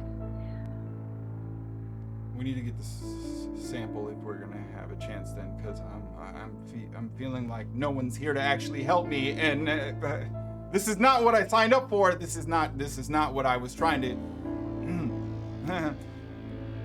You have to help me. I need you to get me out of here. I need you to get me out of here, okay? I'm helping you, and I need you to get me out of here.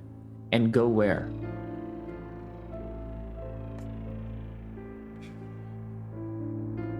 I don't know.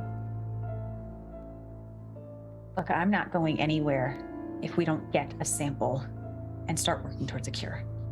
But why would they just send us here for no reason? I don't understand. That's not...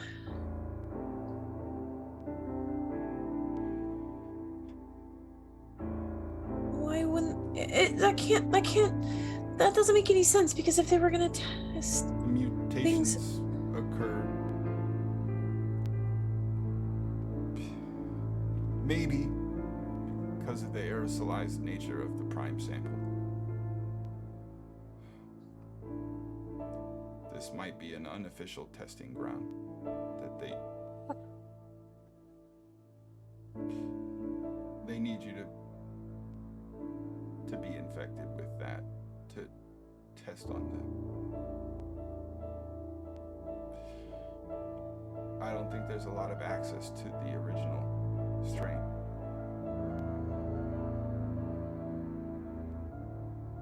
How many lab team did you say is in there still? 137 on staff. Some probably got out. But in the high security area. between us and the sample. Some of them are going to be locked down due to security protocols. There and back, I can open it remotely from the control station. I just have to get through the lobby and to the other side of the building. It shouldn't be hard. Through the lobby. Well, yeah. I mean, it's easier than the roof. Cool.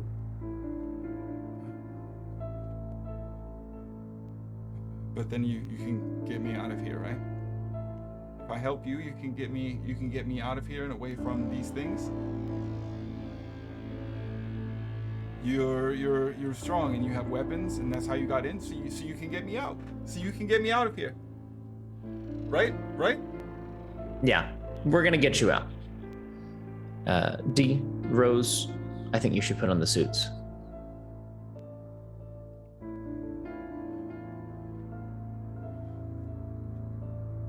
Yeah, the landoscopic integrated filtration exosuits. Life system. They're resistant. Should keep you safe. Good. Have an external air supply. They're So, a little unwieldy, but as long as you move quick, you should be fine. they're biohazard suits, though, not. Yeah, Okay.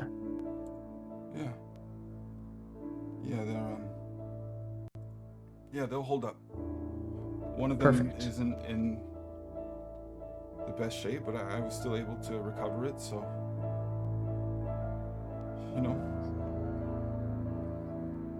it's gonna be Okay. fine. It has to be fine. Rose, can I have Mama's gun, please? Okay. I'll hand it over. I'll go so what first. would you all like to do? Are you simply directing Ronald towards the next steps for access to We the wanna secure locations for the Suit up, labs? yeah. I How many guess for- suits? Oh, I was just gonna say, I guess I don't know what's happening with suits. Are they in the room with us? Is that why No. we stopped here for? Oh, okay. This Ronald something else. is kind of looking to all of you expectantly, waiting for some form of direction before carrying on. So Suit up. what you, Rose, Ronald, and Dee, I heard. Yeah. Still Ronald. Gathered. Come on. I'll get you set up. I'm sorry, friend. What was your name? Justin. Justin. Ronald. Okay. Yeah. This way. And quickly turning on heel leads you out of the comms room, bringing you down a hallway, looking to immediately separate himself from his current location and provide something of a gap between the recent experience from only moments ago and where you all need to be. Eventually bringing yourselves along with Ronald to the entryway to a small white room. Probably no bigger than the lobby that Dr. LeBend originally sent you out on. But a series of doors, all of them large docked panels alongside of them. Closets of tubes built into the wall before you see Ronald walk up to, I'm pretty sure it's, begins typing in numbers.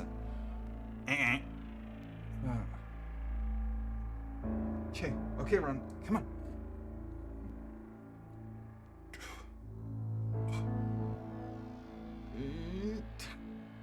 Pushes the last one before you hear this definitive green light noise of sorts. The door in front of you sliding open slowly.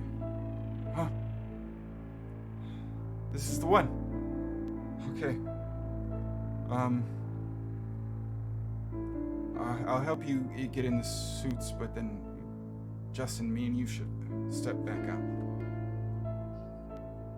Is this the entrance to the containment chamber?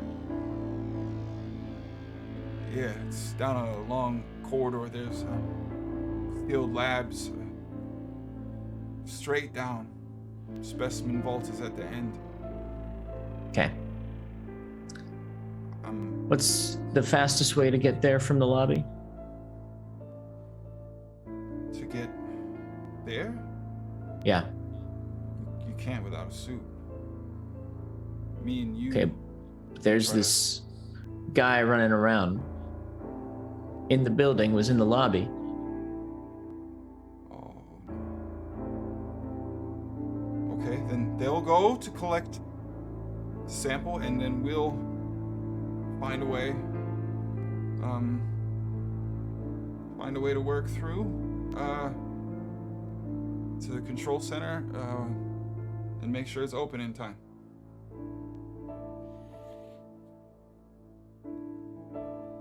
So I'm gonna lead the way. Sure. You have a gun?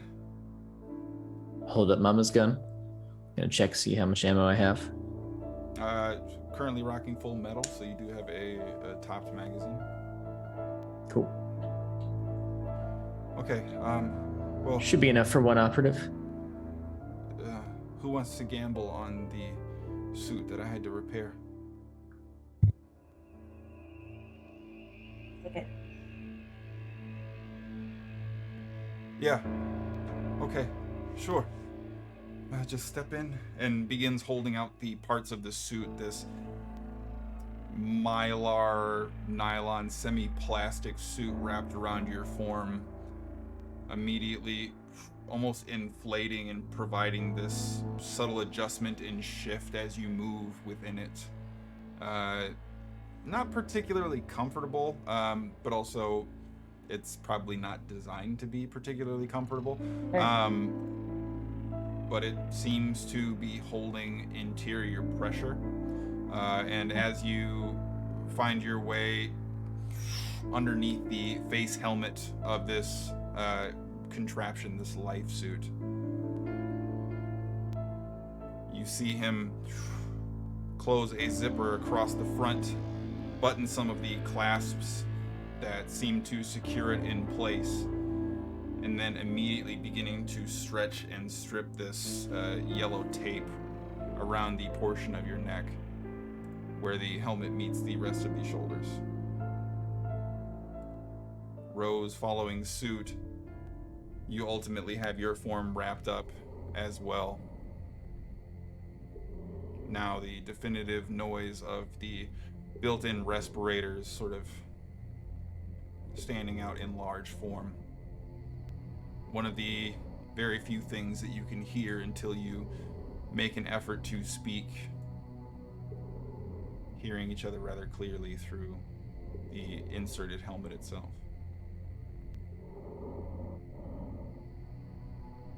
Okay, when I open the door, try to move quickly. Don't get your hose tangled. And holds up these hoses connected to this pack that feels heavy on your back. Do you understand?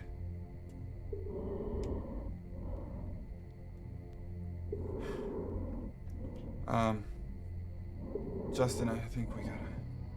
Turns and puts in the code to unlock the door. Are they gonna run into gear if they go that way? I don't know how anyone could get in there. No. It's fine. Okay. Just let me... All right. Okay. Let's go. Then he steps outside the airlock, leaving Rose and Dee inside the suit-up room. You don't want to be on the other side of this door when that one opens, Justin. Duly noted. You see Ronald and Justin step back. Moments I'll later... grab Justin's hand before he closes the door Okay.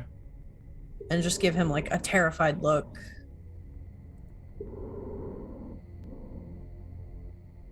You got this.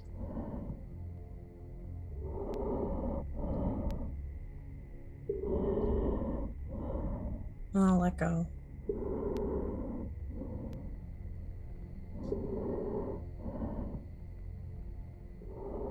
And I'll step back closer to Dee.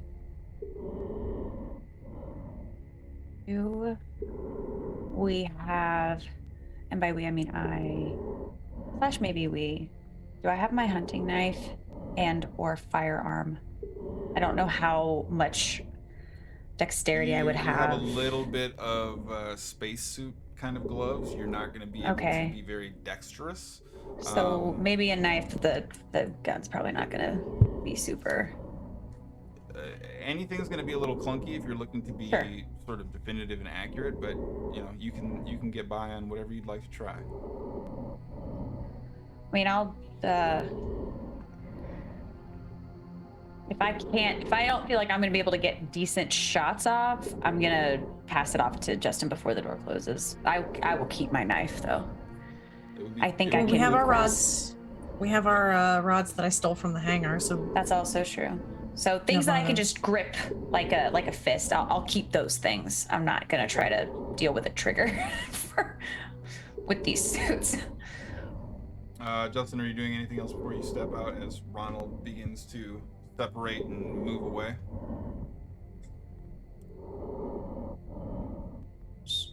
Kind of give one more kind of supportive head nod to Dee and to Rose, where I get myself to a safe distance, holding my firearm.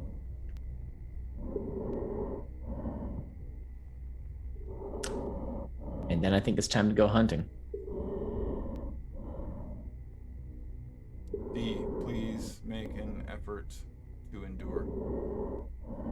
I had a question. I had one other question. Okay. Oh, that's out of desperation though.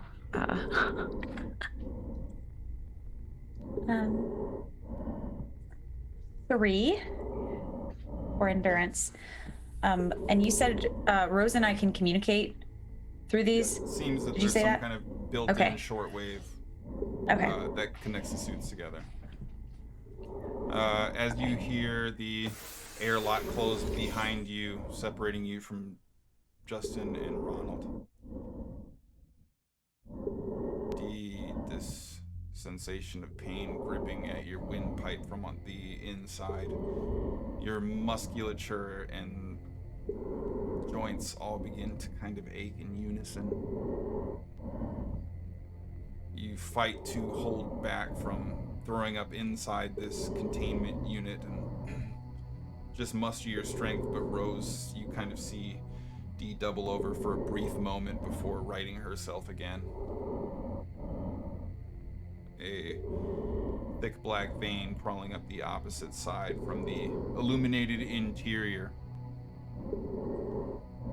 The pristine white room surrounding you. And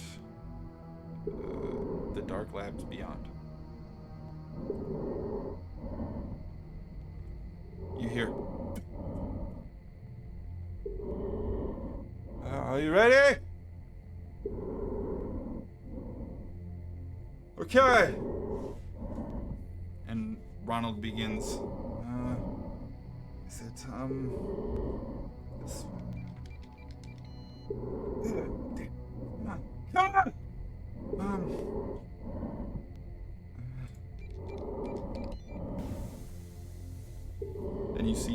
in front of you finally open. The interior of the laboratories beyond have a small conical glow of light that bleeds in from the staging room that you are standing in. But otherwise, the lights within are extremely dim. A soft blue glow running along the ceiling edge, providing emergency lighting that casts everything in a bit of a blue hue. All the sustainable illumination that the lab still has left. And as you begin to look around, these segmented glass laboratories just full of Zerk pounding on the glass as soon as you step into view.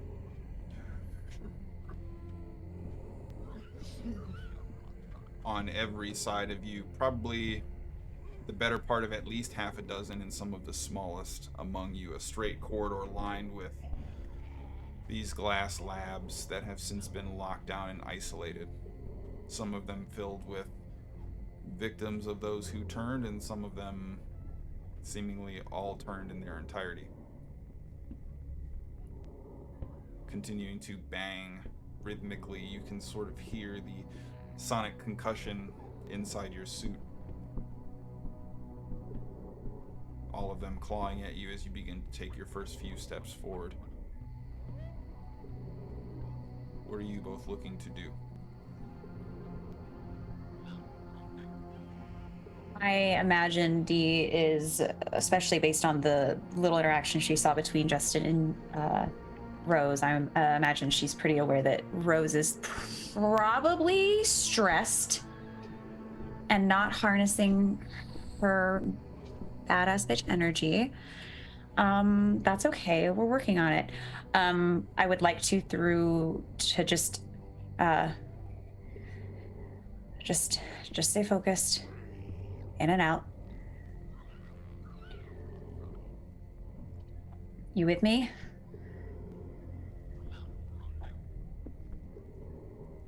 Hey. They just sent us out to die? What are we even doing in here? Hey.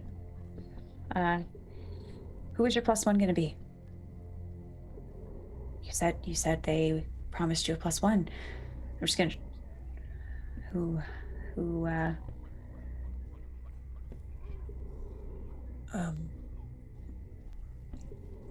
I am intentionally trying to stay maybe a half step behind Dee, and I'm like clutching this rod as tightly as possible. Sure. I'm looking for my sister.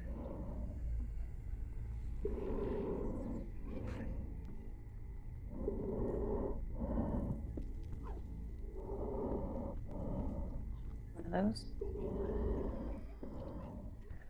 What are you gonna do when you find her? I don't know anymore.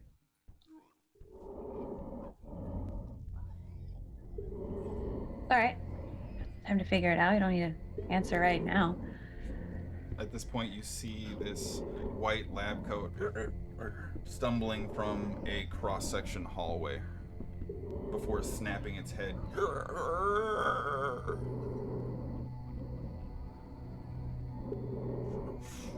and immediately puts its hands down and begins staring at you.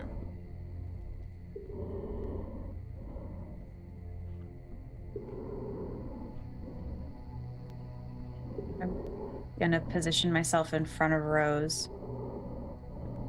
I'm gonna keep walking forward. Knife at the ready. I'm afraid this thing's gonna scream, because that's what they tend to do when they're just staring at you. Okay. You begin taking slow steps forward. It doesn't seem to move or respond. There's this extremely uneasy stillness about it. It seems to be looking at you almost recognizing you. Something in the vein of legitimately looking at you, but not moving or responding. And you begin to move in close, slowly raising your knife up, almost like trying to hunt a T-Rex from the front, this careful and methodical approach. And as you raise your knife up, looking to make a strike, you hear this massive explosion sort of shake the entire building.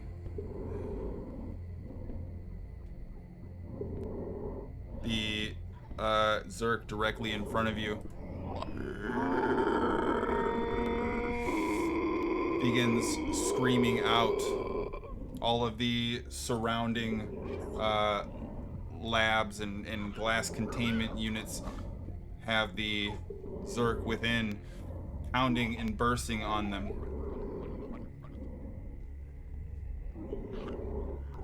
The lights begin to flicker slightly.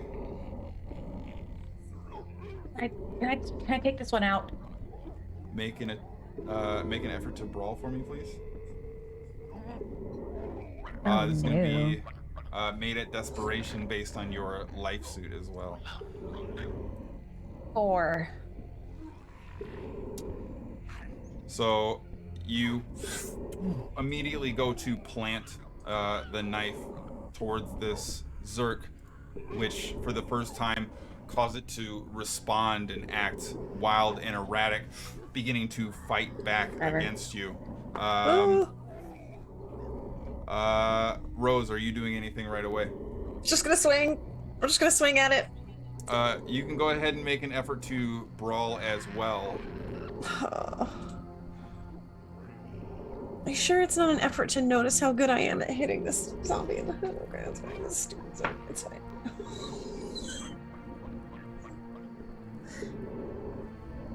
That's a -3. Oh God. My So, head. I'm sorry. as Dee jams the knife towards the top of the Zerk's skull, not at the angle or with the force to penetrate the skull itself,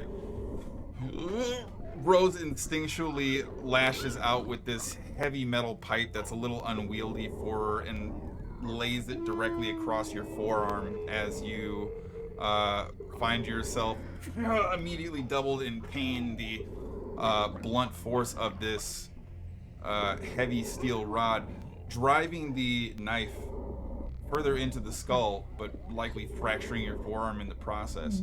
I'm going to need you to make an effort. Yeah, make an effort to endure. I'll give you grit as well.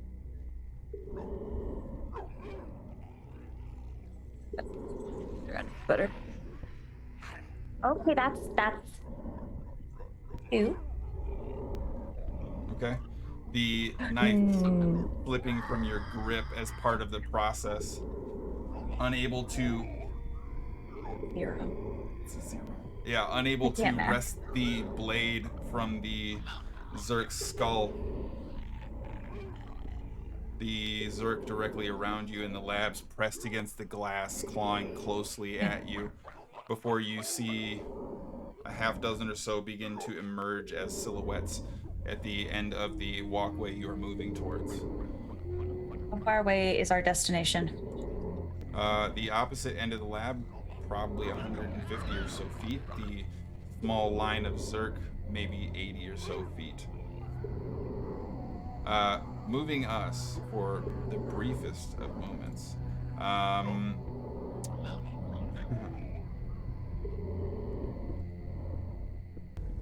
Justin, the immediacy of the jarring force as Ronald turns and begins sprinting across the way. You find yourself quickly overlooking the central portion of the lobby. Massive crater of debris and trash filling the entryway. 2 ropes dangling down from the roof itself, now seemingly having been traversed through a more definitive operation. And somewhere down below, on the opposite side of the lobbyway, you see 4 individuals in black tactical gear, all facing one another, seemingly talking and nodding, probably a good 150 or so feet from your position. Are those our friends? Those they're here to help, right? They're with you?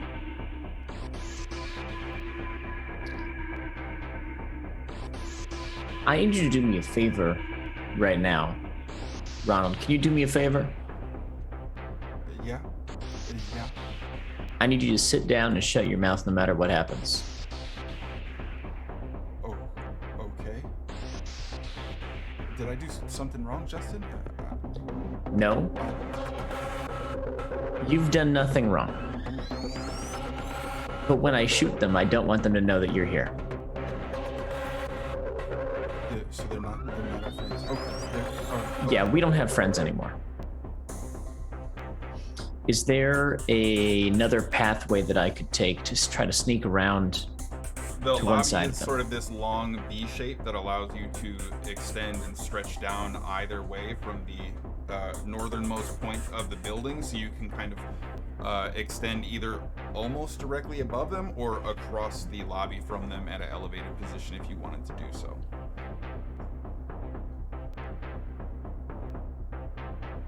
Okay.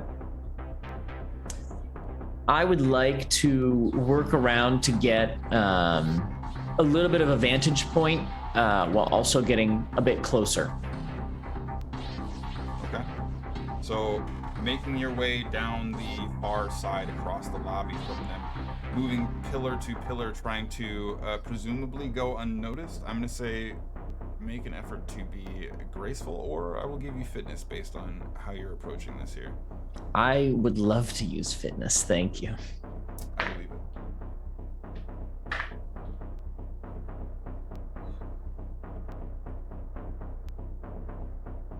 It's a 5. Okay.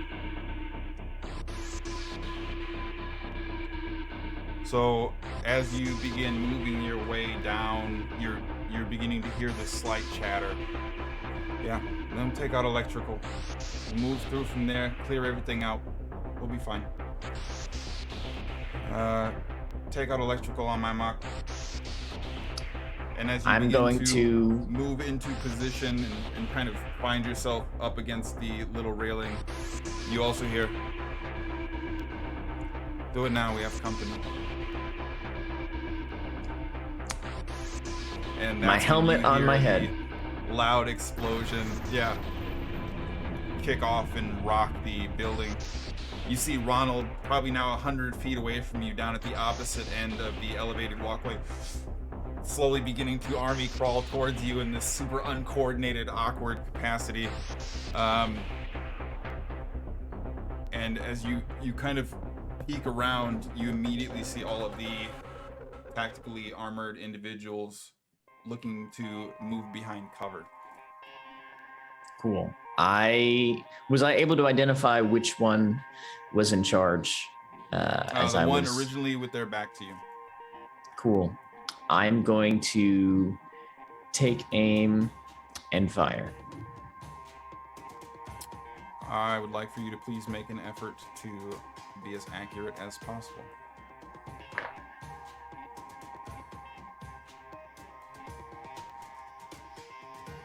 Give me 2 seconds. I need to read what one of these features that I took lets me do.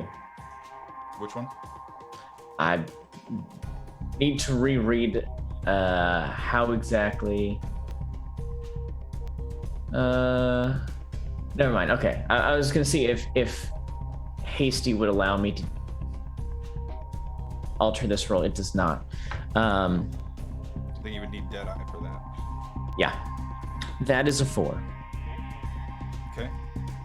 So, turning around the rounded pillar on the elevated walkway, letting a shot go that quickly digs into the ground as the figures are scattering to move behind cover, not immediately finding purchase in the target.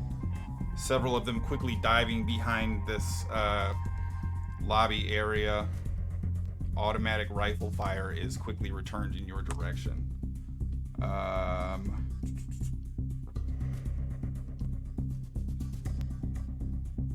So, roll a d4 for me, Justin. 1. Okay. As you turn and put shots on target,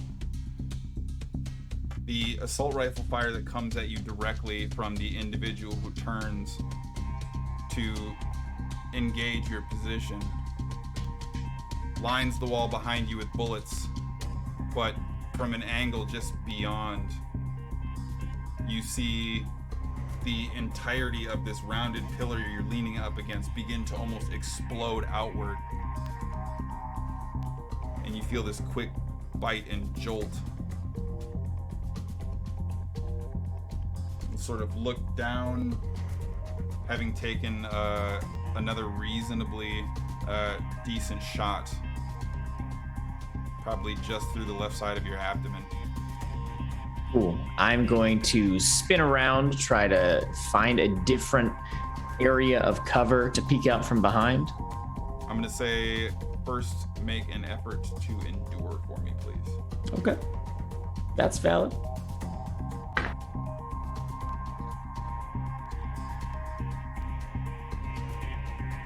Three. Okay. So as you quickly go to move your leg, giving out your form crawling and limping, but immediately the muscles atrophying with a lack of blood circulation, a lack of oxygen getting to the muscles, a definitive system breakdown beginning to take place that sees you just beyond the very edge of crawling on your hands and knees as you scramble over to a separate pillar looking to gain new cover. As you do so, it looks like another volley of fire comes your way, tearing through the glass sheets, but somehow not hitting you. Your lowered form, perhaps too much of an extreme angle for the distance that they're at to actually hit you. But you do find yourself propped up against one of the pillars overlooking the lobbyway. And at least several assailants down in the main lobby looking to return fire, and you hear some of the shifting of movement and positions, and don't immediately have eyes on anyone. What did you want to do right away? Ronald is still kind of very slowly army crawling your direction. I'm gonna keep moving to the next section of cover, and I'm trying to be abundantly clear here, get closer to these individuals. Okay. I'm gonna say go ahead and lean on your fitness in this instance then.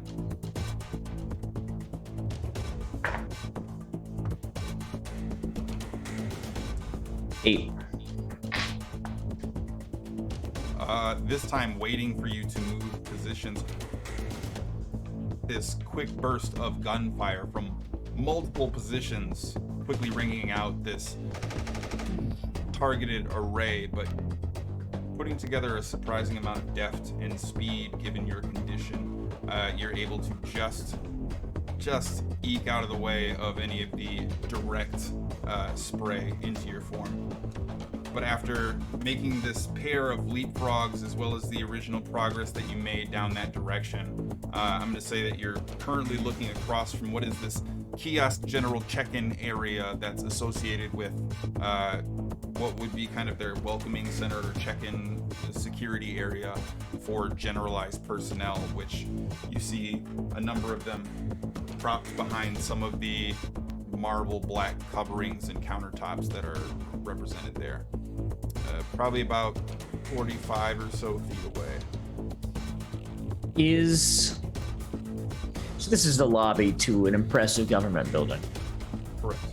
Is there like a large chandelier or some magnificent glass or crystal structure hung from the ceiling or the wall If there near where they was, are? It's probably under a helicopter at this point, but other than that, there's nothing that stands out as being regal or ornate per se. But something that might shatter if it was struck with a bullet and cause a distraction and maybe make people in the immediate vicinity flinch and try to hide. Front of the building seems to be large glass sheeting with Zerk all around it.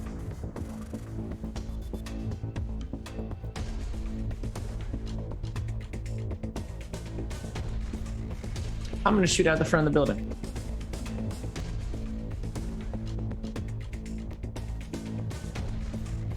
Okay. So, as Ronald begins getting close, are you doing okay? And you're just What did I already tell you? growing extremely pale. The gun up, immediately taking ricochets off the edge of the pillar as you try to keep your form slim and tight. Turning around the corner, immediately leaning out and just dumping rounds towards the front portion of the building itself. That's going to provide one of them, oh my gosh, an opportunity to take a shot at you. That's fine. But the suppressive nature of your fire somehow sees a lot of the glass immediately weaken. And as you hide behind cover again, is that all you got? Your aim is awful. Tell you what, we don't have to do it this way. Why don't you just come on out, Mr. Thomas? Promise, it's gonna be a lot easier for you. Why don't you just make this easy?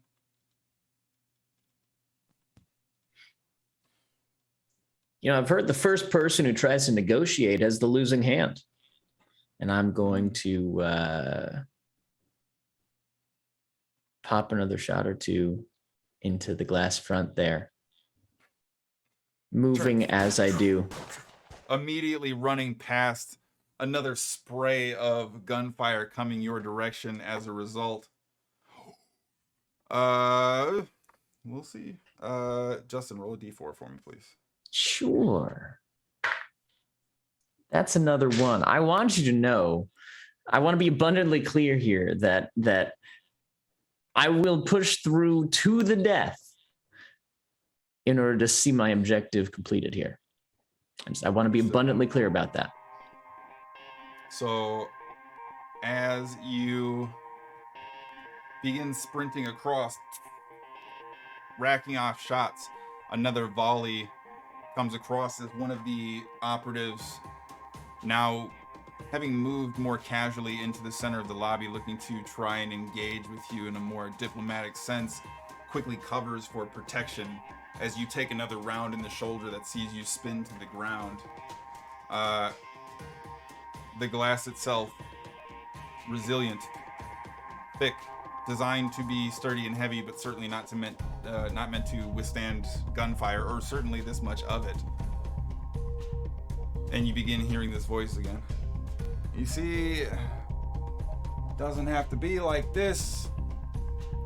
And you hear the banging from the Zerk towards the front of the building, growing slightly louder.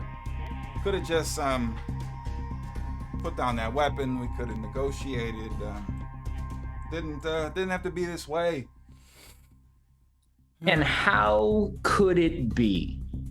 As I'm at this point kind of trying to crawl, I don't want to stay still is really my objective here. You're not necessarily probably, expose myself, but yeah, you're probably just on the edge of significant blood loss at this point.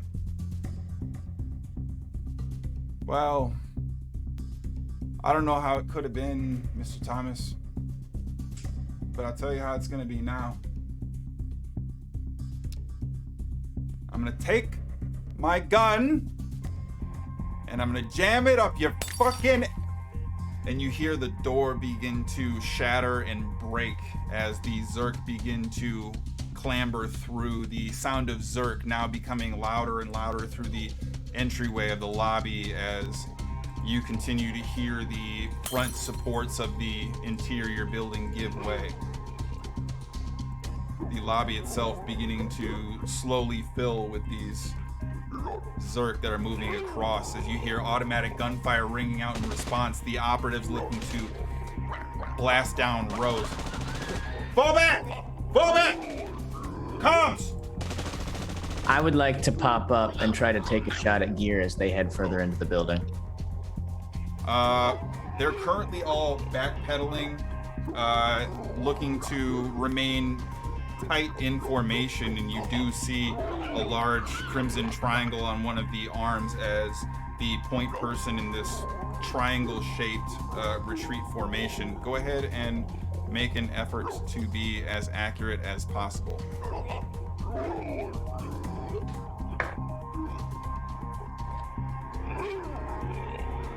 Six.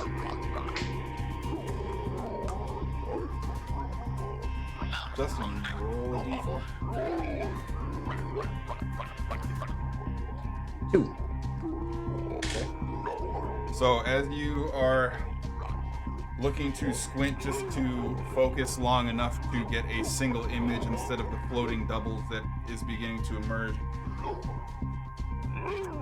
fire off a single round before you see the slide hold back. The gun run dry, and you see Gear fall to the ground holding his knee. All of the operatives still looking to blast and put rounds down range, looking to deal with the oncoming Zerk. As you see one of the operatives grab and start dragging Gear away, leaving the assault rifle on the ground, holding his knee as he's being dragged, looking to tighten formation. I'm gonna say that the delay of the shot sees Gear quickly retrieved from a down position and dragged away. As the rest of the operatives look to turn back and confirm the extraction, they turn back around and are swarmed by this flood of zombies. All of the Zerk immediately coalescing around their forms in this rush that now seems to have increased in speed. It's the best I've ever rolled in this game ever. Two of the operatives shrunk to the ground and immediately disappear underneath this pushing therm of infected Zerk. Another one clearly sustaining several bites. As all this is going on, away. Yeah. As all this is going on, I want to make eye contact with Ronald if I can. I want to point in the direction that he's supposed to go. And I'm going to, with one arm applying pressure to the bullet wound in my torso, and the other hand applying pressure to the bullet wound in my shoulder, I'm going to sprint through the shattered glass exterior of the building.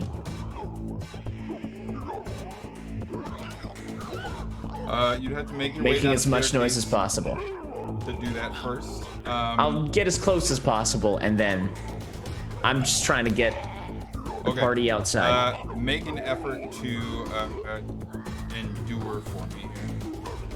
Your brain already beginning to click off as the blood flow is being diminished. Obviously. Yeah. That's a 3. I think the 3 will do it, Deej.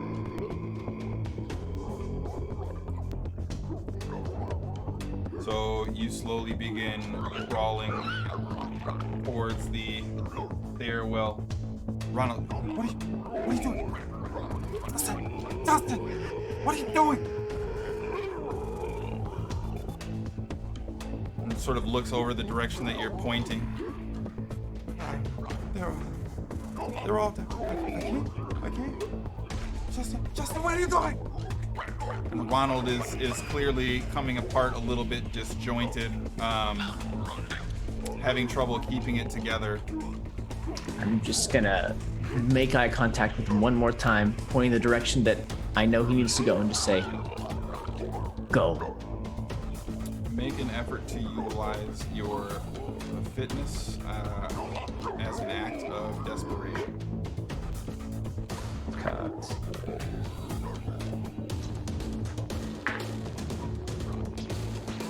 Nine.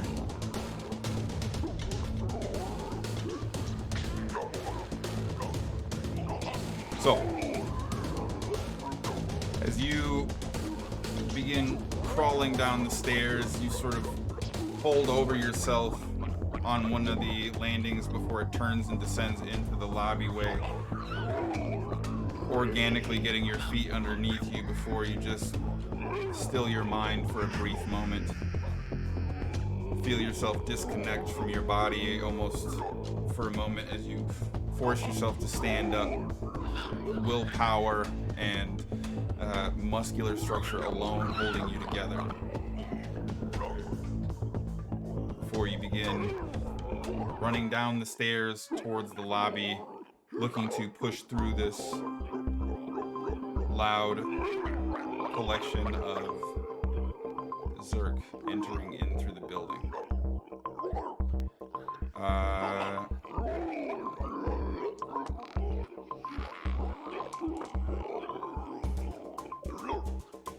Go ahead and make an effort of fitness or grace out of desperation again, please.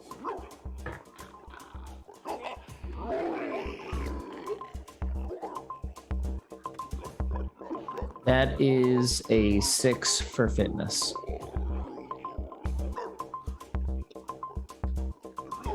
Okay. As you begin sprinting forward, you feel this immediate scratch on your arm. You feel your form grabbed at and pulled before fighting and pushing these Zerk off that are surrounding your form. Backing up and stumbling, vision half blurred from blood loss, barely able to remain conscious as you're using what little oxygen your body is trying to take in by expending this booming scream. You see the lobby itself begin to part. A perpendicular sea opening up as a portion of this front pack continues to chase the retreating ARC operatives. The other portion being directed towards you. The Zerk remaining in the parking lot, coalescing from the gunshots, the noise, the breaking glass, the yelling. You see yourself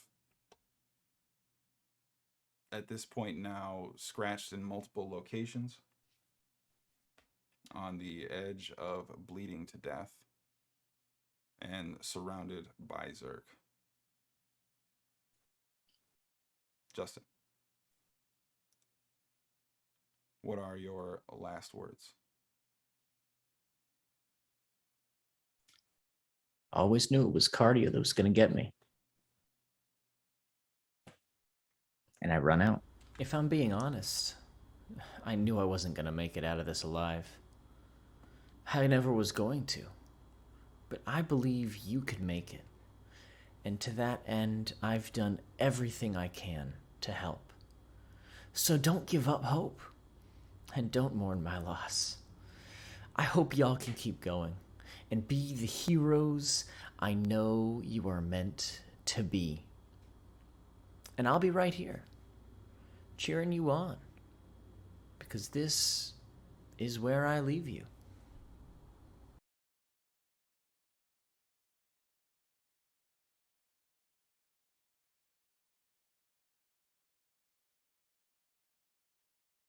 Dee and Rose, as you are in this Zerk-filled corridor,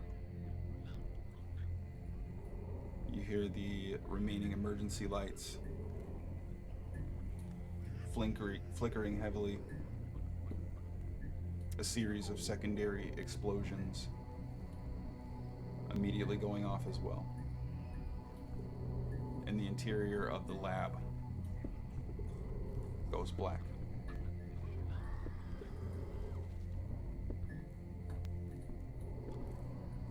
As you find yourself in the darkness of this lab, the sound of Zerk surrounding your form and growing closer.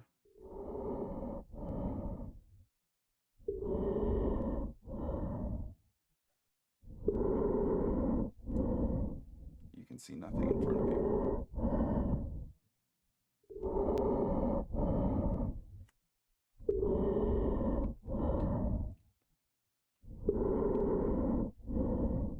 For those of you out there surviving, stay safe.